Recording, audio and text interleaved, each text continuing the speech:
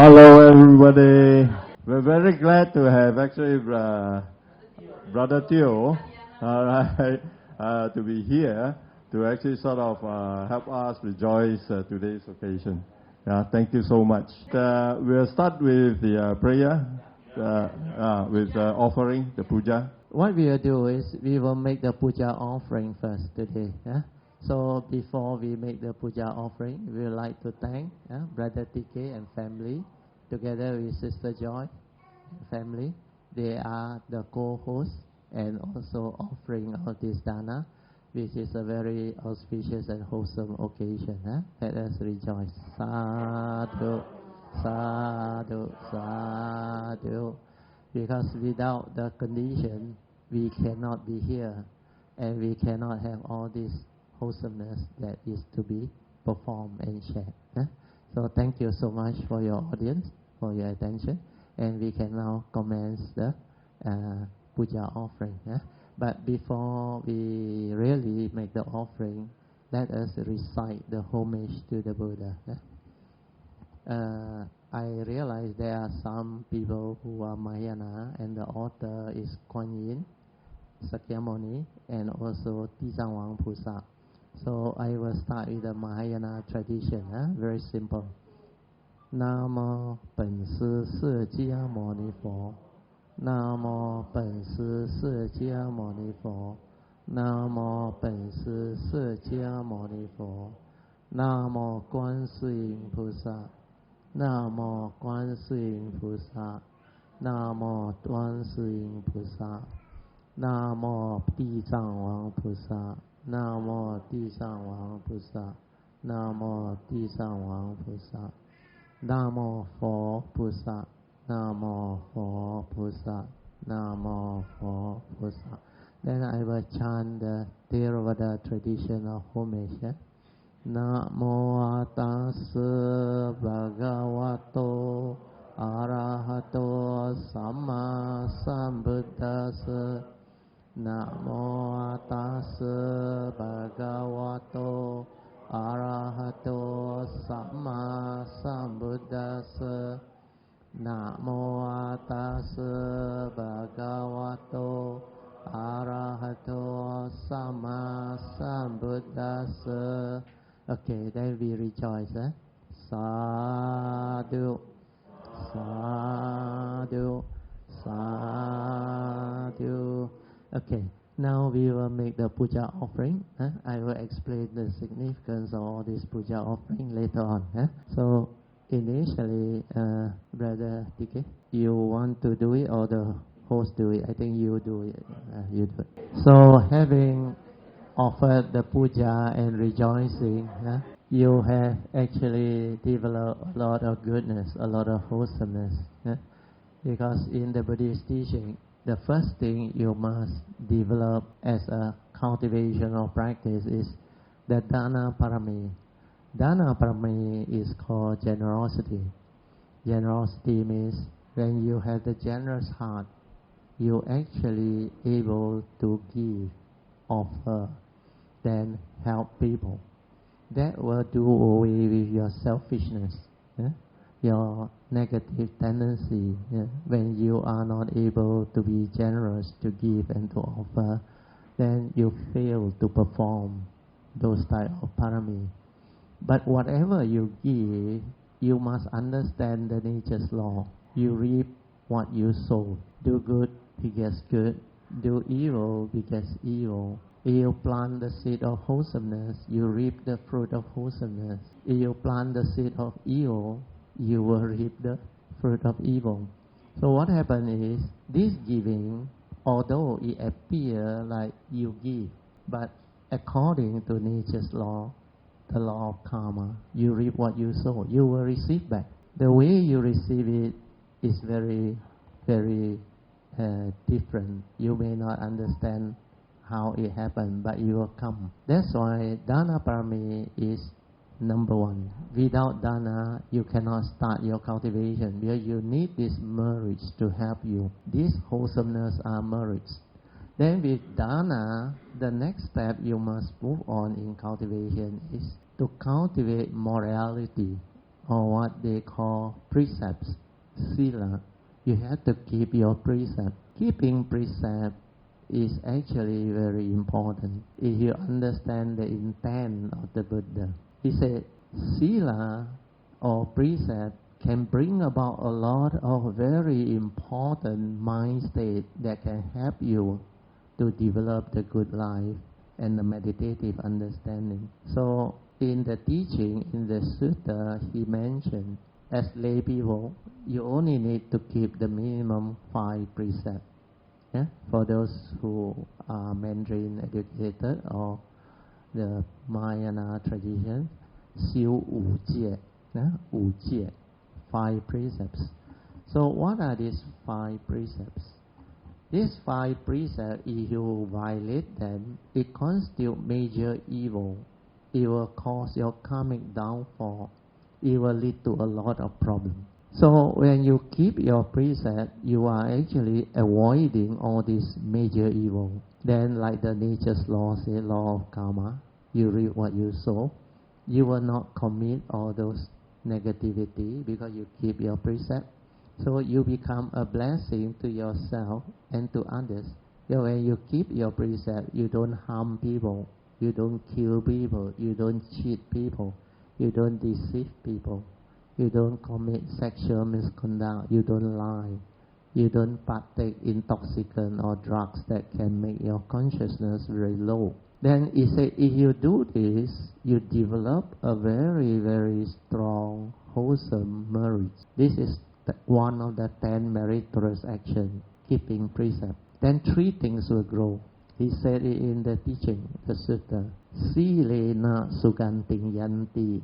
The meaning is, if you keep your precept, which is sila, it will bring about joy, happiness in you. Then the second benefit is silena bhoga sampadana. It will bring about spiritual wealth to a person who keep precept. But when you keep precept, you have the merits, you have the affinity with Triple Gem, then you will receive the teaching. And most people receive their precept, the renewal, when they attend Dhamma session or you go to temple. There you will also get the opportunity to listen to the teaching, the Buddhist teaching. That's why it will give you spiritual wealth. The last one is silena nibunting yanti. Sila is a source of spiritual peacefulness of mind, calmness of mind. So to be a real human being, to have the good life, you must have these 3 things: joy, spiritual wealth, and at the same time spiritual peacefulness of mind. So after you have dana, sila, you are ready for the 3rd cultivation, which is bhavana. Bhavana is meditation. So generosity precept can develop the condition for you to meditate. Well, when your mind has joy, has spiritual wealth, and is always peaceful, you can meditate. Compared to a person who breaks his precept, he got a lot of problem, a lot of worry, anxiety. He's scared people come to know that he has cheated people, killed people, harmed people. Sometimes you commit CBT, sexual misconduct. There's a lot of fear, police case and all those things. Then when you partake in intoxicant, when you develop negativity of mind state, you can make mistake. And when you make mistake, it can lead to severe police complication or misunderstanding. Sometimes you even kill people. When you are drunk, you drive, you can kill people. So all these are the manifestation of a person who don't keep precepts. That's why precept is very important. So if you don't keep precept, your mind is always haunted with worry, anxiety, fear. Like you are most of the time having this fear behind. You scared people come to know. You scared your wrong action become exposed and all those things. So because of that, when you want to meditate, you see all these thoughts come and haunt you, the fear, the worry. Especially if you did something wrong in today's society, even in the office environment. When the office come to know, they report you to the police, CBT and other things. Or when people come to know, you cheat them, you deceive them, you harm them, you kill them, you do all those funny things. So what happened? You got a lot of enmity. People will come after you. So this type of person who didn't keep precept will have a lot of problems. Then because of that negative tendency, your life become affected. Then you cannot meditate, means you cannot develop wisdom. You cannot calm down your mind. You cannot develop the inner peace, inner calmness, inner awareness to understand truth, to understand the Buddhist teaching. That's why you cannot awaken. So these three things, dana, sila, bhavana, they are the key understanding for lay people who wants to develop the understanding of this teaching. Then later on, I will also explain why this teaching, the Buddhist teaching, Forfa or the Dhamma, is so unique, so special, and it is given free. The only thing that is free in this universe is this teaching. But do not underestimate its potency and its benefits and usefulness, because even though it's given free, but it is one of the most beautiful teaching that the world has ever had. Because with that teaching, when you understand, you can become enlightened.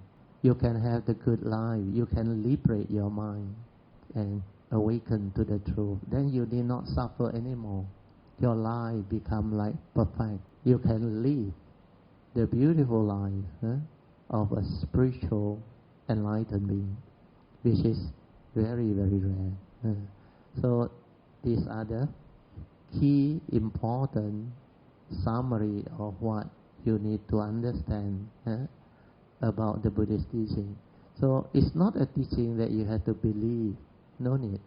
Because this teaching is very scientific, can be understood by ordinary people who are not cunning, not suspicious, not doubtful. As long as you have an open mind, a sincere mind to listen, then it will make sense and you will understand. Then because you understand, you will change the way you live your life. When you change for the better, your life improves, your understanding improves, then a lot of things will follow. But whatever it is, if you look at your life now, you will also know what you have done in the past. That's why when I came in, I rejoiced with Brother Tike, and I rejoiced with Brother Tike's sister Joyce and the husband Wai Kwan. They say small house, humble house. I said no, it's Singapore. This is luxurious. It's not easy to own this type of property and so on. Then for them to have this parami, they must have good dana parami in the past. Otherwise, they cannot be what they are. So these are the understanding that you will have. Whatever you have done before, it will be reflected back through the nature's law. You reap what you sow. Yeah? So now, with this short summary, I will do the chanting, so that you all can renew your 5 precepts if you want to. Then I will explain the significance of all this puja offering. I will follow the Theravada tradition. The Theravada tradition, we will follow the Thai tradition. For those who can pay respect, we pay respect to the Triple Gem. Because respect is also a meritorious action. If you cannot, you sit there, fold your palm, and just bend your head to pay respect. Any direction can. Namo tassa bhagavato arahato samma sambuddhassa. Namo tassa bhagavato arahato samma sambuddhassa. Namo tassa bhagavato arahato samma sambuddhassa. Okay, after the homage, we will do the salutation to the Buddha, Dhamma, and the Sangha. Arahang Samma Sambuddho Bhagava Buddhang Bhagavantang Abhivademi Bhao Swakato Bhagavata Dhammo Dhammang Namasami Bhao Supatipano Bhagavato Sāvaka Sangho Sanghang Namami Bhao. Then I will lead you all to take refuge in the Triple Gem. If you want to be a Buddhist, you must have affinity with the Triple Gem. So going for refuge in the Triple Gem is very important. This Triple Gem are the gemstone of all the precious stones. That's why it's called the gem. So in this universe, the Buddha says, it's only in the Buddha, the first gem, his teaching, the Dhamma, the second gem, and his enlightened disciple, the Sangha, the third gem. You can find his teaching. Apart from these three, you cannot find his teaching. That's why we take refuge, to cultivate affinity with his teaching. Okay? So you just listen, you know how to chant, you chant together. Huh?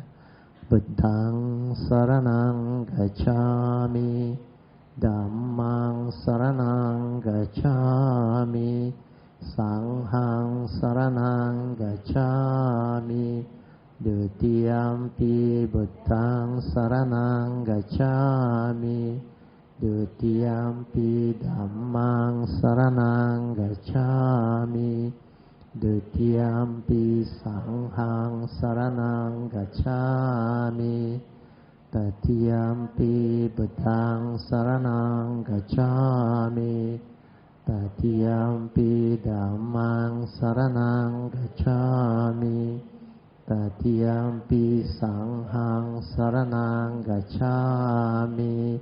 Okay, now I will lead you all to renew your 5 precepts. For those who are new, maybe it will take a while for you to learn what is precept. The first precept is to undertake the training rule to abstain from killing or causing harm to any living being. Okay? So we will chant. Panatipata Veramani Sikhapadang Samadhiyami. Then the second precept is to avoid taking things that don't belong to you, to avoid stealing, cheating, deceiving people. So this second precept, you also need to undertake the training rule to avoid all these things. Adina dana veramani sikhapadang samadhiyami. Then the third precept is to abstain from sexual misconduct. Kamesu michachara veramani sikhapadang samadhiyami. The fourth precept is to abstain from telling lies or deceiving and cheating people through unscrupulous means. Like you have a motive, you intend to cheat, deceive, that's why you tell lies. So, musawada veramani sikhapadang samadhiyami. The fifth precept is you have to undertake the training rule to avoid partaking intoxicant like all those liquor, wine, then drugs, or whatever that can make your consciousness like dull, weak and low, then cause you to make mistake. Sura meraya majapama datana veramani sikhapadang samadhiyami. So I need to clarify a bit. When it comes to the fifth precept, a lot of people worry because as Chinese, our tradition is we go for wedding, we go for a special occasion, we tend to drink a bit or yam sing and other things. So we have to understand this precept, like the Buddha said, out of love and compassion for us, he advised you to keep so that you can avoid major evil. If you are mindful of this, then you must know it is not trying to make life difficult for you. Like a lot of people initially, before they know the teaching, they used to complain, why so mafan one, huh? This one cannot, that one cannot, everything cannot. No, don't get the Buddha wrong. The Buddha said, your life, up to you. If you don't understand his teaching, you go and do all those funny things, you break the precept, then you find out for yourself, then you learn. If that is not what you want, then keep the precepts. But for the fifth precept, you must understand there is a flexibility. Sometimes, like for us Chinese especially, after maternity, you need to drink some of this, what they call health drink that have a little bit of alcohol content, like Yang Ming Chiu or those things. So that one you don't worry. Because you take already, you rest at home, understand? You are not driving, you are not doing all those funny things. So that one is okay. Then if you go to wedding, you take a sip or two, as long as you are conscious, not drunk, don't worry. But if you feel that you are already a bit tipsy, then better to get somebody else to drive you. Then avoid tendency to create misunderstanding or conflict, because this fifth precept, if you don't take it seriously, can lead to downfall. So this is what I want you to understand. So don't be like frightened by the precept. It is meant to help you, to benefit you, your life. Now I will explain the significance of all this offering, so that you all can rejoice again. You see, all this offering, we have this chanting that the Buddha has taught us. So I will read to you so that you understand, then I explain the significance. First is the offering of the tray, where we have the light, the perfume incense, and the candle, clear water. So in Pali is called Padipa Puja, the first one, offering of light. Ganna sarapa dittena dipena tamang dangsina tiloka dipam sambuddhang pujayami tamo nodang. The meaning is, with light brightly shining, abolishing darkness and ignorance, I adore the enlightened one who dispel the darkness of ignorance. So this is the offering of light. Then offering of perfume smoke. Gandha sambara yuttena dupena hang sugang hina pujaye pujani yang tang puja bhajana muttamang. The meaning is, with perfume incense made from fragrant substance, I honor the exalted one, worthy of respect, who helped dispel the darkness of ignorance. Then the third one is offering of flower. Vanna gandha gunu petang etang kasuma santatin pujayami munindasa siri pada sarorohe pujemi buddhang kasumena nena punnena mattena cha hotu mokkang pupang milayati yatta idang me kayo tata yati vinasa bhavang. The meaning is, this mass of beautiful flowers, fresh, pure, fragrant, and choice, we offer to the sacred lotus-like feet of the noble sage. We offer to thee, Lord Buddha, these flowers. May this virtue aid in our emancipation. Our body may undergo decay, even as this flower must fade. So this is the contemplative understanding. Then after that, offering of water. Adivase tuno bante paniyang parika pitang anum kampang upadaya Patigan Hatumuttamang. O Lord, the Blessed One, please accept this offer of water to Thee out of great compassion for us all.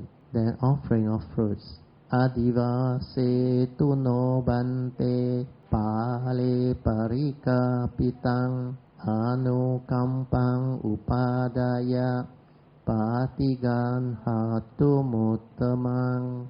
The meaning is, O Lord, the Blessed One, please accept all these fruits as offering to Thee out of love and compassion for us all. Then finally is the offering of food. Adiva se tu no bante bojanang parika pitang anu kampang upadaya patigan hatumuttamang. O Lord, the Blessed One, please accept all this food as an offering to Thee out of great compassion for us all. So now I will recite the significance of all this offering and help you all to make the aspiration. You just listen attentively. The significance of offering of light. May this offering of light to the Buddha brings forth the causes and conditions to illuminate my mind and help arise the needed clarity and understanding to dispel all darkness of ignorance therein. The significance of offering of pure clear water.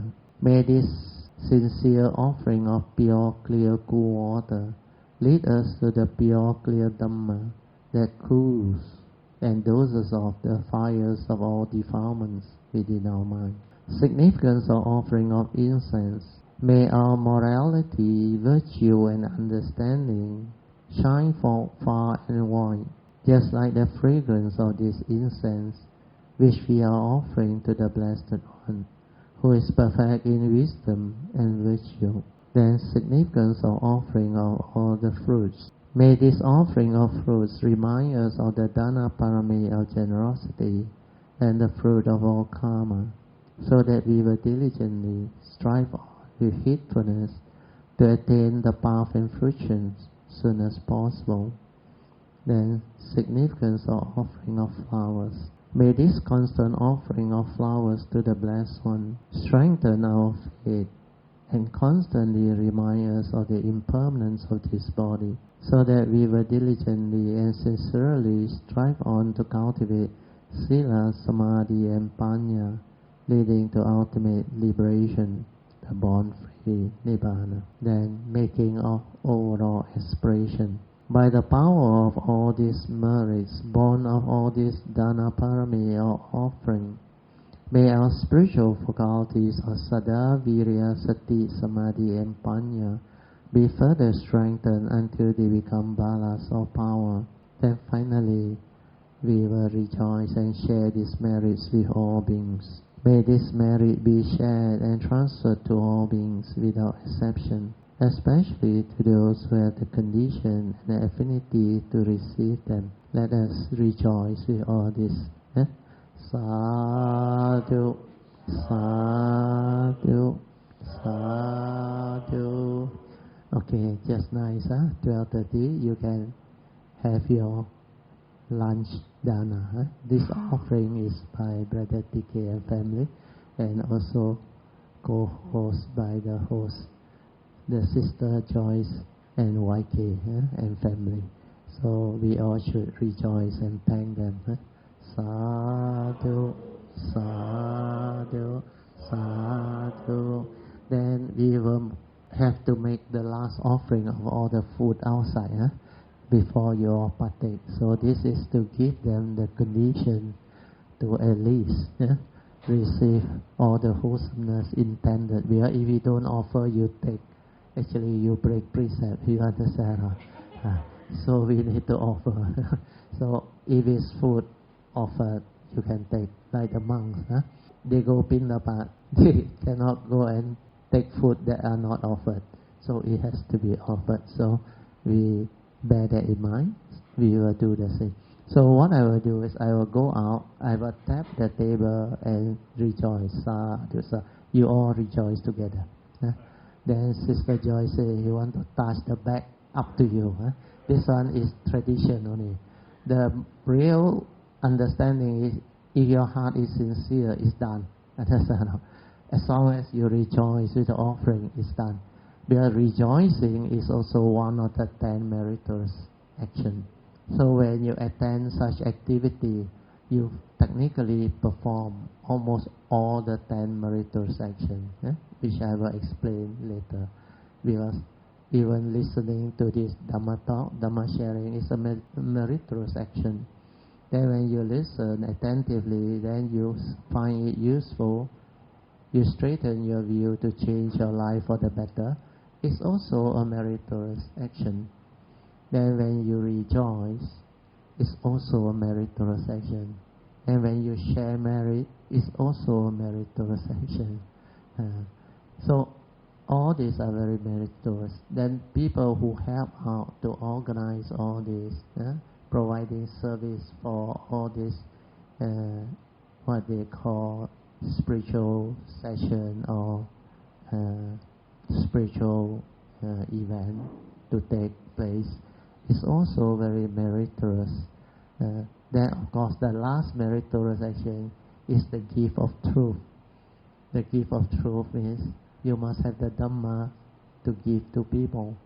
So most people may not have, but don't worry, because if you make effort to promote this so that people who came can listen, they receive, is also supporting the gift of truth. Then if people help to transcribe what I share, the talk, and make it into a book and share with people, it is also a meritorious action, the gift of truth, but indirectly, so no problem. So what I brought along is some useful Dhamma book. These are only a few copies of them. I can't bring along too much. Then if you want, you can go to my website. So whatever there is there, you can collect them. You don't have, later on you want more, you let me know. And we see the next time we come down, or when you are in Petaling Jaya or Selangor or KL, you let us know, you can collect from us. So with this, I will go and make the offering on behalf of the host and Brother TK and family. Then you all rejoice together. We open the door for a while. The mic. So hopefully the mic is connected. When I rejoice, you can hear. Sadhu, sadhu, sadhu. I believe you all have a very good lunch. I tasted the food is very good. So sadhu once again to the host, to Brother TK and family, and Sister Joyce YK and family for hosting this. Then WK. You're very good. Tell you one time only. Easier to call. Yeah. But I heard somebody told me his name is Wai Kwan. Wai Kwan. Wai Kwan. Wai Kwan.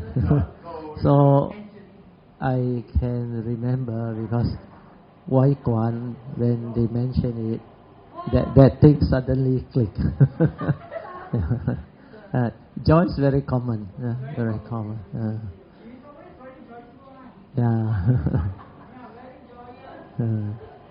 So I hope you all like me enjoy the food, and you should rejoice for having such condition to partake in this very auspicious and meritorious house dana. Like I said, you not only can get to rejoice, you get to partake most of the 10 meritorious actions, and that will build up your spiritual wealth, your spiritual virtue, to enable you to develop a lot of condition to receive the teaching. Because without this spiritual wealth, the merits that you receive through cultivating, through keeping the precept, offering dana, then meditating, then listening to Dhamma, rejoicing, share merit, transfer merit, all this will prepare you to have this condition to receive the teaching. Because the teaching can only come when you have faith, when your mind is ready, means you keep your precept, is a source of spiritual peacefulness of mind, spiritual wealth, and spiritual joy inside. Then after you start to develop the cultivation, your mind will calm down, become peaceful, relax. Then you can maintain awareness to observe nature, to observe yourself internally and externally. Through this observation, you start to understand who are you, what are you, and how you function as a human being. Then you will understand the Buddha's teaching very easily. If you cannot understand yourself, you cannot understand the Buddha's teaching. If you don't have mindfulness, awareness, if you are not able to be attentive and silent most of the time, you are most of the time lost in thought. Means what? Means you think a lot throughout the day. You think a lot. You worry a lot. You do a lot of mundane things, planning, scheming, or what they call worrying, developing fear, anxiety. Then sometimes when you're caught in life situation, you develop sorrow and lamentation. Then because of your attachment to a lot of things, you suffer, you become miserable. So these are the realities of life and existence that the Buddha talked about.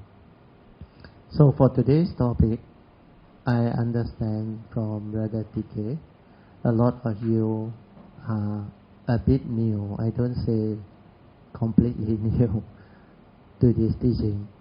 A bit new in the sense that the true meaning of this Buddha's teaching, the Buddha Dharma, or in the Mahayana tradition, they call it the Fa. Like Brother Chia, when he came in, he spoke 2 sentences. If you can understand, you will know. He said, 佛法难闻，人生难得. This is in Mahayana, Mandarin. Then he said he don't want to come back already, because coming back is to take rebirth and all those things. But what is the meaning of 人生难得? The English translation is to be born a human being is very rare. But then we are all born as human beings this time. So the teaching says 人生难得经已得. You already have it. Then the second part is 佛法. The Dhamma is very rare, difficult to encounter, very difficult to come across, none. But for you all having this condition to listen to what I share, you have the condition to receive it. So, 佛法难闻经已闻，人生难得经已得. What must you do? You don't have to believe anything, because this teaching is, like I mentioned just now, very, very scientific and can be understood easily by ordinary people who are not complicated in their thinking. You just have an open mind to listen attentively, then investigate and find out for yourself, is what has been shared and spoken useful to you in your life? If it's useful, make use of it. Change over for the better. Because if you look at life, the way you are is all the imprint or manifestation of your past. You can say is karmic, mainly karmic. So whatever happened to you in your life, if you are not so fortunate or less fortunate, or you have a lot of problem or what, then you know. A lot are related to your past, mainly karmic. Where the Buddha, under the teaching, he said, Every day the monk, he advised them to reflect on these 5 things. He called it the 5 daily contemplation. The first 3 is regarding our physical body. Then the 4th one is regarding the things we own, our possession, our loved ones, and everything that we cling on to, hold on to, and believe it is real, like our title, our profession, our success, and whatever. And finally, the last one is what I want you to understand, is it? We are all, not only human beings, is it? Living beings included. We are born of our karma, heir to our karma, conditioned and supported by our karma. We are what we are because of our karma.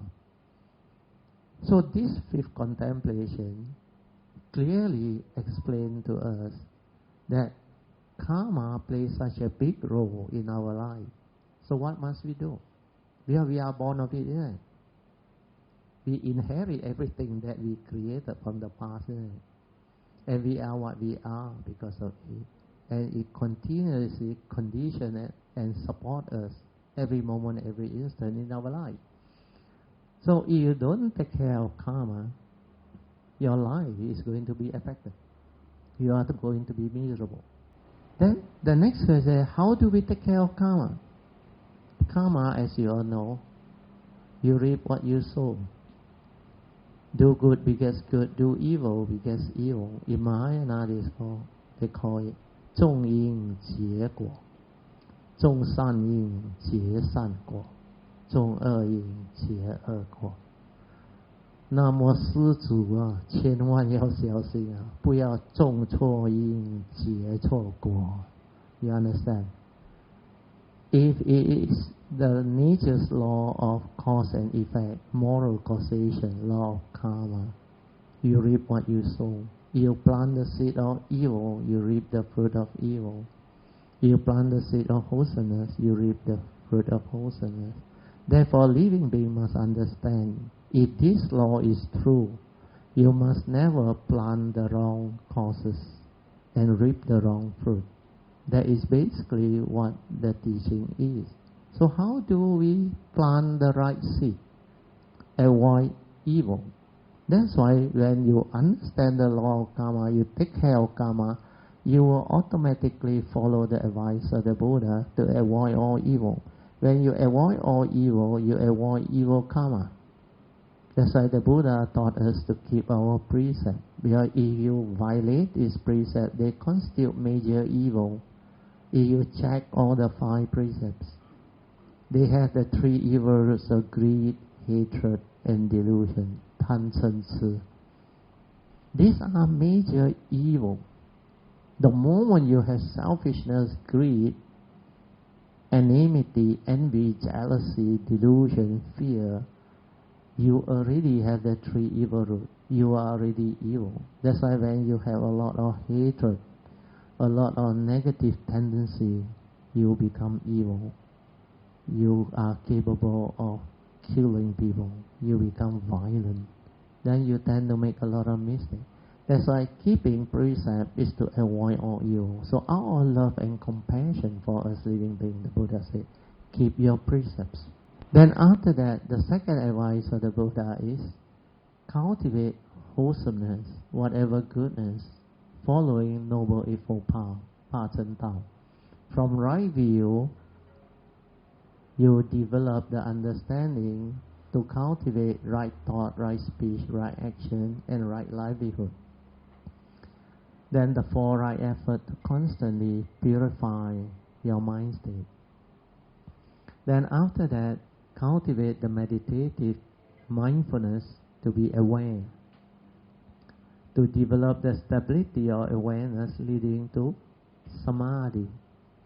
Samadhi is the mind that is collected but unwavering. Means it cannot stir, it cannot be affected because it has wisdom, it has the understanding. So this is how you start. Avoid evil to good. But this is just the beginning, understand that? Just the beginning.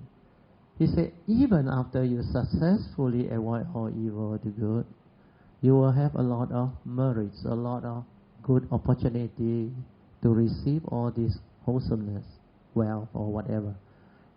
Just like generosity. If you are generous to people, people will be generous to you. You will receive wealth. If you are kind to people, people will be kind to you. There are people who will help you in return because you have people. So all this is a result of understanding this nature's law.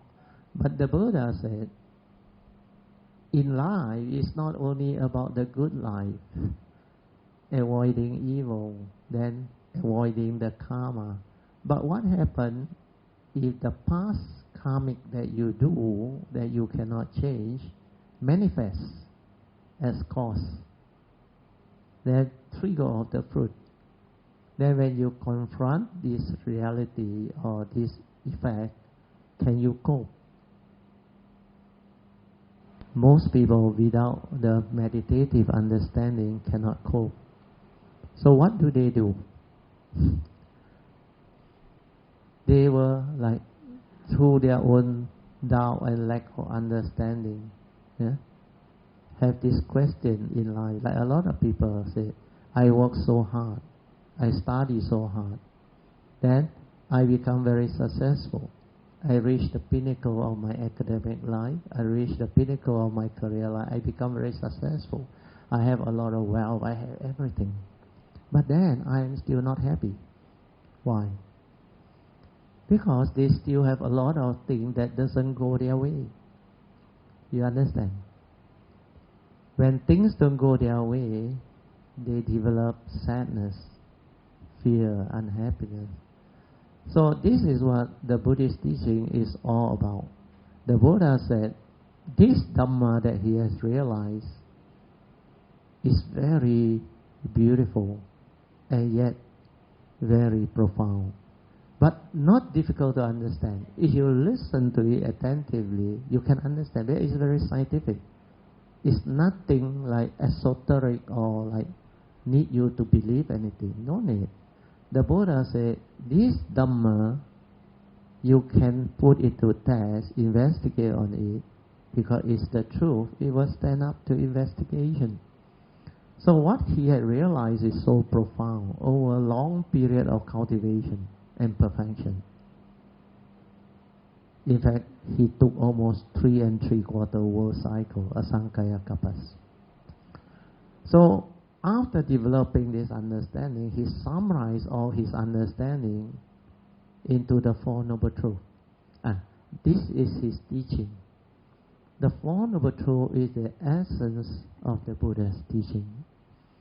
The Buddha said, if you can comprehend this Four Noble Truths, you will become noble ones.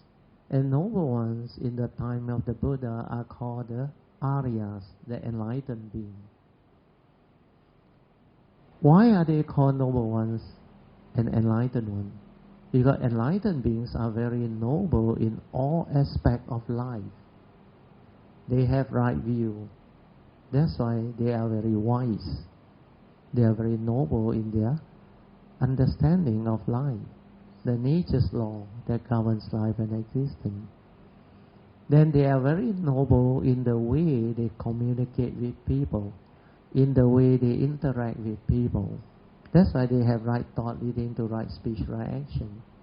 Then they live their life following the Dhamma way, which is also very noble, because noble eightfold path are all the noble path factor that is incapable of wrong thing or evil. So because of that, if you were to look at this teaching, the Buddha said, it will enable you to free your mind, to develop the enlightenment, the awakening, so that you will not be deluded anymore and you cannot have any more suffering. Then your life will change over or transform for the better, because this teaching can bring about great benefits and great transformation in your experience in life. So what he wants you to understand is, these Four Noble Truths, they are very, very special. You understand them, it's like you understand the secret of life. You know, when you understand the secret of life, you know how to live life in it. And this secret is not just the ordinary materialistic success or mundane aspect of life. He said mundane aspect, most people can achieve. But without the supramundane aspect of life, you cannot cope with life. You still suffer, he said. You will still be miserable. Because there are still a lot of things that you cannot understand. And so now I will zoom in on this Four Noble Truths. Then hopefully you will understand. Because it's related to your life. Related to everything the human being or the living being do day to day. He said under the First Noble Truth, there is a First Noble Truth of suffering or dukkha. Khua. He said the whole world is full of suffering, prevalence of suffering. Suffering is everywhere. And this is a reality. And he summarized them. He said there are 8 conditions within reality.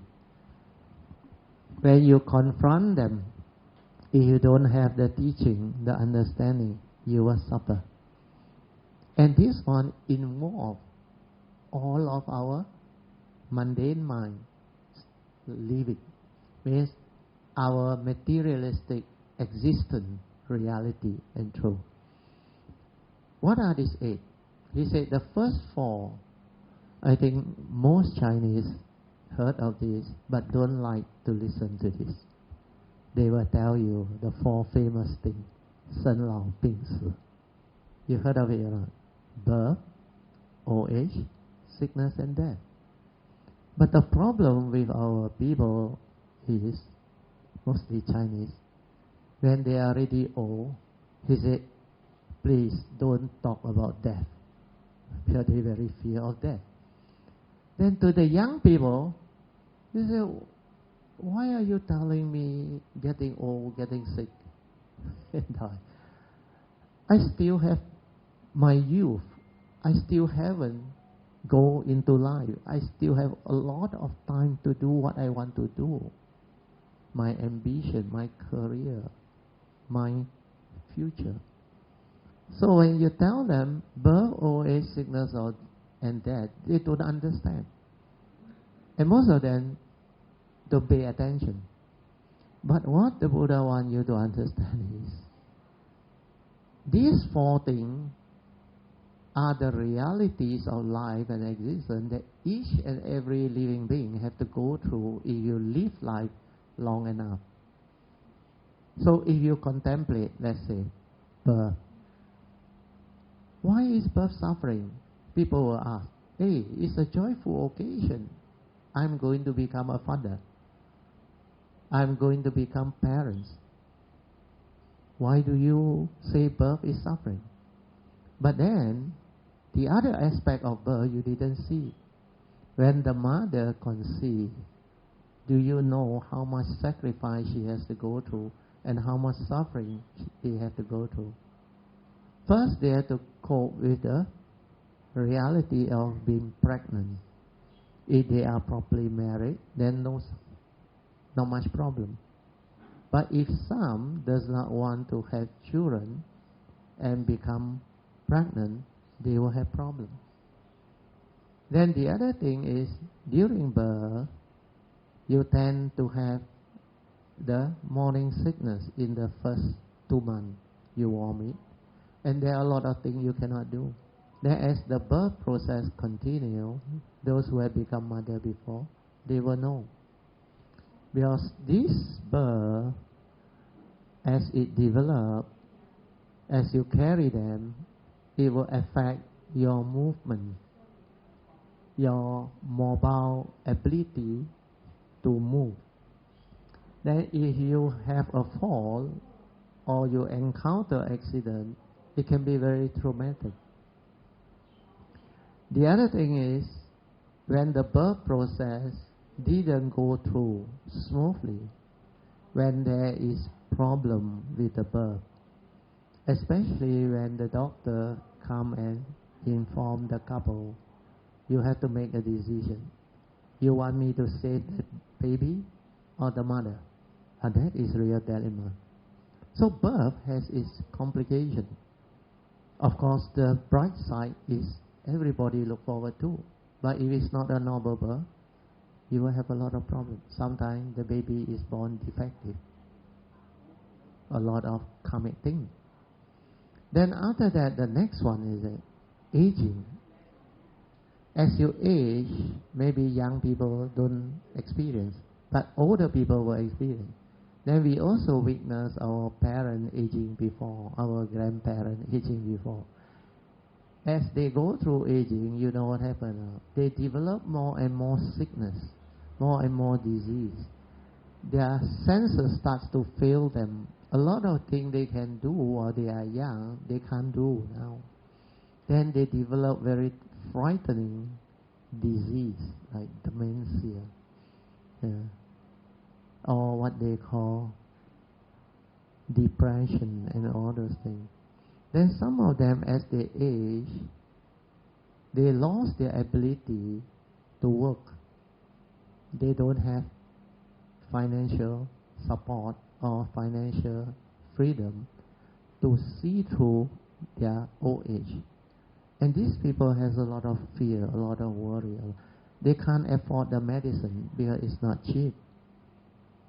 Then they also cannot afford that type of old age life, because when you don't have people to take care of you, when you yourself are no longer mobile and independent, they have to put you in a home. If you can afford it, maybe they can get you a good home. If you can't, then what comes with old age and sickness is truly traumatic. Sickness and disease, we know, they come together as a pair. And sickness or disease can be very traumatic nowadays. A lot of sickness are very traumatic, very sudden. Heart attack, stroke, HIV. And even diabetic, which is a silent killer, if you don't take care, it will manifest. Then there are a lot of modern day type of sickness and disease that we haven't heard before, but a lot of people are affected, and it is becoming a reality. Then pandemic also happened. A lot of people also die. Then death can occur anytime. Accidental death, or during crisis, tsunami, earthquake, building collapse, war, like what is happening in Ukraine, Afghanistan, and certain country. So the first four reality, if you reflect and contemplate, when the time comes, you are ready to confront them. Then you won't suffer. But if you don't prepare yourself, what happens is you take for granted, now my life, I'm still young. You can take the attitude. But don't wait too long, because it will happen sooner or later. When it happens, if you don't have this understanding, you cannot cope, the Buddha said. So this first four, quite easy to understand. But the next four, this reality, a lot of people experience, but they don't know what is happening. That's why they don't know that they are caught in it. The fifth reality is, he said, we all have to come to this understanding that whatever we own, we believe we have, we hold on to dearly, like our loved ones, our property, our wealth, our prized possession, our status, our title, things that we think we own, even your whatever antique thing and other things, even your beautiful car, they are of the nature to arise and of the nature to cease. Means they will depart from you, they will separate from you when conditions cease to be. But when you have the affinity and the condition, it will manifest as yours. Like ability to own a landed property in Singapore is not easy. This is your pyramid. It comes. But if people are not careful, especially business people or those things, they overcommit themselves, what will happen? They make a mistake in their investment, in their judgment of things. Then economic crisis come. They have cash flow problem, forced to liquidate whatever asset they have. And a lot of billionaires and multimillionaires, they just get wiped off during one economic crisis or currency crisis or pandemic or whatever. It can happen. So separation is a reality. Then our loved one, they can also separate. A lot of people think only during death you separate. Of course, death is very traumatic. When our loved one pending disease or death is very traumatic. We fear they will separate from you. You fear they will suffer. And because of your attachment, you are entangled. And you will have suffering. So what are you going to do? The Buddha said. Not only your loved ones, through death and disease, all those things, develop suffering. Sometimes their relationship doesn't work out. Divorce can also lead to separation. And divorce can be very traumatic. Not only the couple suffer, they argue, they quarrel, they hate each other. From love, it becomes hate. When this thing goes on karmically, they don't understand. It affects their children, their in-laws, their brother, sister who have affection and relation with them. So many of these entanglements can also get affected. So this is what separation is. Then there is also this separation that happens during crisis, like war, like tsunami, flood, building collapse or what. Then during civil war, you get separated. Or during crisis, emergency, you get separated. Then sometimes, as you go through life, this separation, when it manifests, if we cannot have the Dhamma understanding to accept this reality, then we will cling on to it, become miserable over it. Then we go into depression. Our life completely ruined, gone. Of course, there are karmic behind all this. But this reality, when it hits people, most people cannot take it. There are a lot of people who came and see me when they are affected by this, especially separation, financial problem, health problem, then disease problem, and also problem of having to confront death without understanding. Then not only this is traumatic, the Buddha said, the sixth reality is also very traumatic. When you are with people whom you don't like, he said, who are the people whom we tend not to like? First thing that comes to mind is, of course, those unfortunate people who have step-parents, stepfather, stepmother one. Then ladies who marry into a family where the mother-in-law are not friendly or reasonable one. That one, when you are with people whom you don't like, you become affected in it. You suffer in it. You have a lot of fear, a lot of unhappiness. Then also the kids, when they go to school, when they confront the bullies, people who bully them, ask for protection money, they also develop fear and suffering. Then in the work environment, career, you have a boss who is not friendly, not reasonable. If they hold on to the principle of harassing you and put stress on you to force you to work to deliver, under harassment and fear, I tell you, you get sick and develop chronic disease like cancer very fast, where you are very stressed. So fear is a major factor that induces stress. When you have fear, you become stressful, you become sorrowful, you worry a lot. So this is what suffering is all about. Then the seventh one, the Buddha said, a lot of people don't see that. When you cannot get what you want, when things don't go your way, you suffer. When your expectations in life are not met, you suffer. Take for example, you expect to be promoted, you never get to be promoted. Then another colleague whom you think doesn't deserve it get promoted. Then sometimes even your own loved ones, you expect your children to understand you. You say you sacrificed so much for them, you did so much for them. So this good is according to them, not based on nature's law. But the nature's law is different. They are life.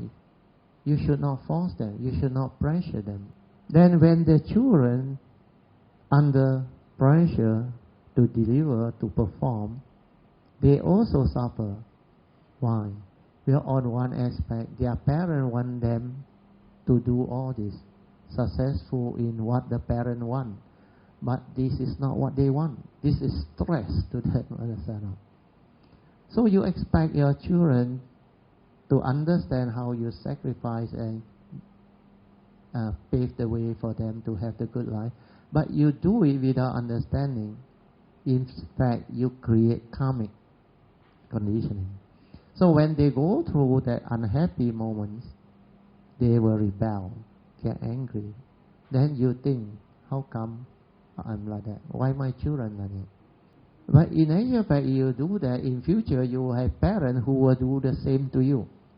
Force you to do the thing that you don't like to do, but only the thing that glorify your parents. Because your parents, like a lot of other parents, peer pressure. They want to become like famous or more status. They want their children to be good in piano, good in ballet, good in many things, to surpass in their career.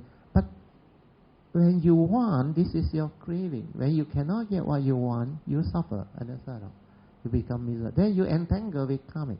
So expectation in life, you don't get it, you also suffer. Sometimes they complain. My own sister, my own brother, my own good friend, when I'm in trouble, they never come and see me. They never help me. But my friends who are not so close, they come and help me. They talk to me. Because of delusion, the lack of understanding of the law of karma, they get themselves entangled and become so unhappy over what happened, because they cannot get their want. Their expectation is my own brother and sister. They should be closer to me. They should help me. There was a real incident of a person who go through this. Then later on, after 2 years, I helped her come out of it. Then she told me, he said, Brother Teoh, I understand what suffering is. No need to explain. Because her husband was a main board listed company managing director. He suddenly got a heart attack and died at the age of 62. Just passed away like that. Then she was like at a loss. Without the husband, she is nobody. You are everything from now. And they know a lot of famous people, big shot, Tan Sri also. Then he realized after the husband passed away, all these people no longer come and see them or visit them and respect them like the way they used to be when the husband is around. Then he realized during the funeral, the wake, even the brother sister come for a while, they leave. Then nobody console her, nobody talk to her. Then what happened is, when this thing happened, she starts to become depressed, unhappy. And the reason I can understand, then I told my wife, don't try, because no condition, forget about it, because she is not ready. I saw her face that suffering, that misery, that inability to accept what happened, the First Noble Truth reality hit her very hard. Then after that, she kept to herself. She went into depression for 2 years. Then she went overseas to visit her daughter, to stay with her for a period of time. Then after that, I think almost 2 years or 2 years plus a bit, she suddenly decided to come back. Then call my wife, because they were school colleague teachers. Then I told my wife, when there is condition, invite her over for lunch or dinner, we just talk. And within 3 months, she came out of it. And you know what she told me or not? He said, Brother Teoh, what you tell me is very true. He said, don't try to explain suffering to me. He said, I went through 2 years of depression, I know. He said, when my husband died, everything he see in the house remind her of the memory of the good time. They went overseas, visit which country, buy what thing. All the things are still in the house. You go to the bedroom, their master bedroom, the wedding photo, everything. That thought process, that memory, keep on coming back and make her very depressive, very sorrowful. Then the thoughts start to project. Why my husband like that? Left me alone in this world, just like that, without message, without advice. You see how traumatic it was. Then when she was alone, he said, my brother, my sister don't come anymore after the week. Only once a while, friend, colleague call him. But no use, because these people don't have the Dhamma. They cannot help her.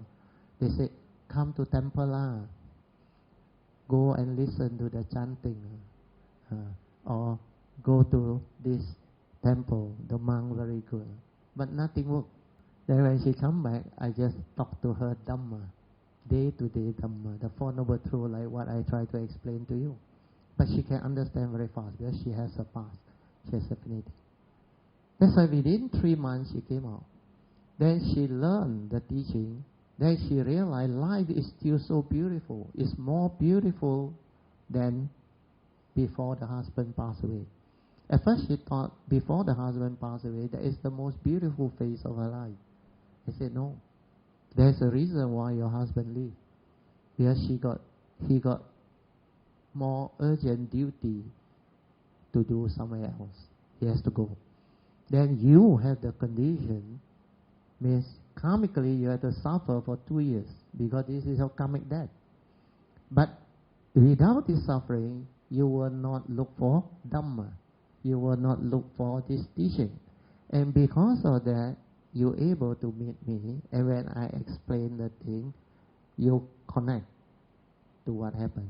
And straight away, she understands. She developed the joy, she developed the understanding. I said, why you become like that? Because you don't understand the Dhamma. You cling on to the thought, the memory, and you cannot come out of it. In fact, Brother TK also asked me yesterday when we discussed. He said, Brother Teoh, this habitual tendency, this memory, very difficult to overcome. I said, can. But you must have the Dhamma understanding. You must have the awareness, the mindfulness.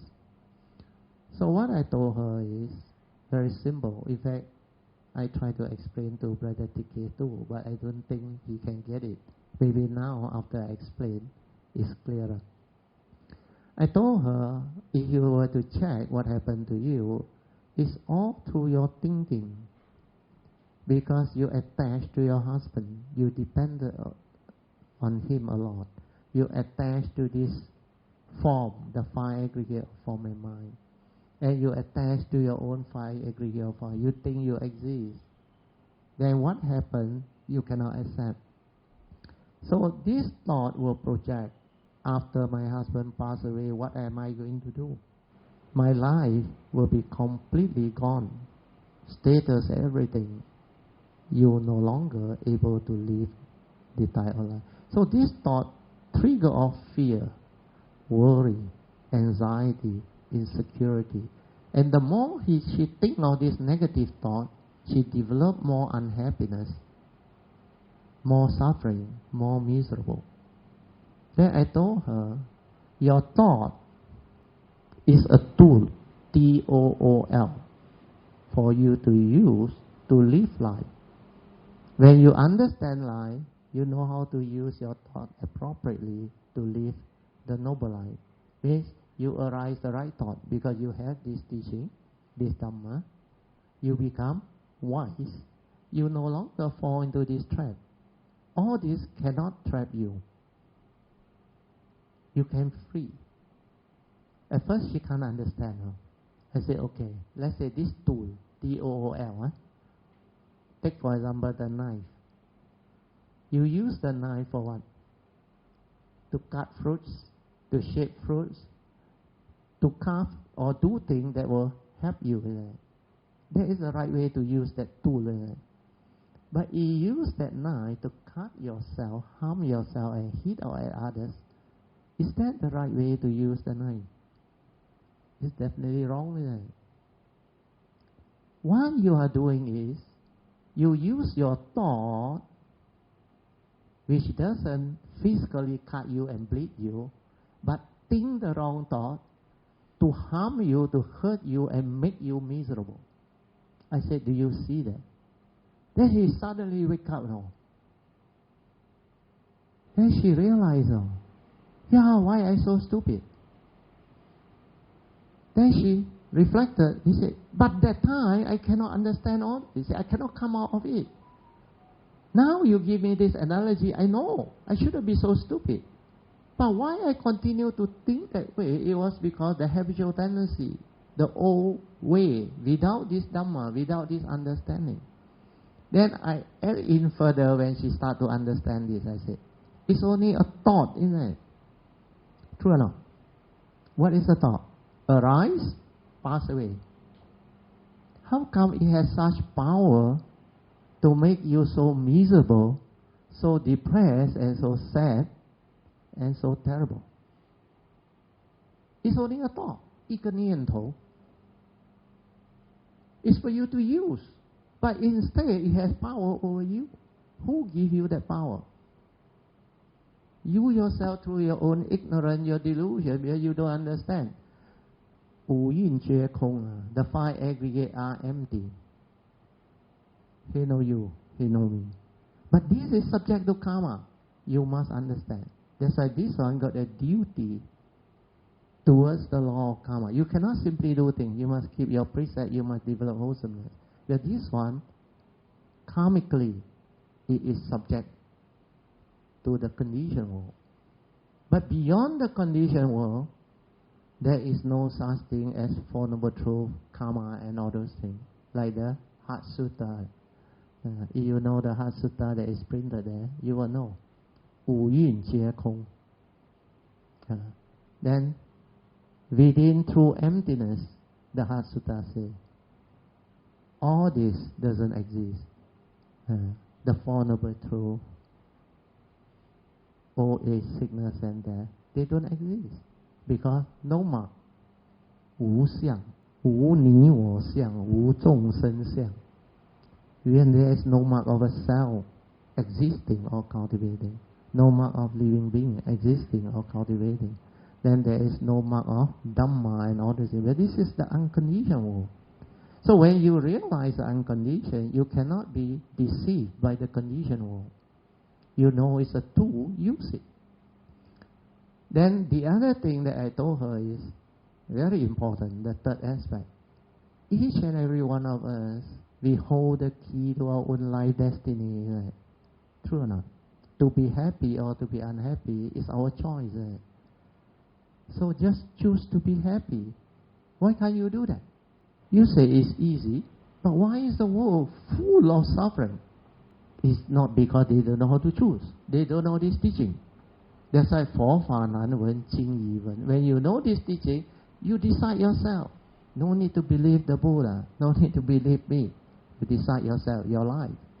So if I know I hold the key to my own life destiny, to be happy or to be unhappy is entirely my choice. If I choose to be happy, I'll be happy. True or not? Then how to choose? It's because I don't know this teaching. Now this teaching explain it clearly. The Buddha said, the first two Dhammapada verse 1 and 2. The Buddha said, our mind is the forerunner of all things. Mind is chief. When mind arises, all things arise, good and bad, wholesome and unwholesome. So if you were to act, speak and think with a heedless mind, with an unwholesome mind, that has the evil roots of greed, hatred and delusion, suffering will follow you. Like the wheel that follow the hoof of the car. Is that what you want? If that is what you want, then no need to cultivate. Do what you like. Break the precept. Do all the evil. That is the first noble truth. First Dhammapada say. So, the twin verse, which is the second complementary verse, say the same thing. He said, knowing that your mind is a forerunner of all things, your mind is chief. When mind arises, all things arise. What must I do?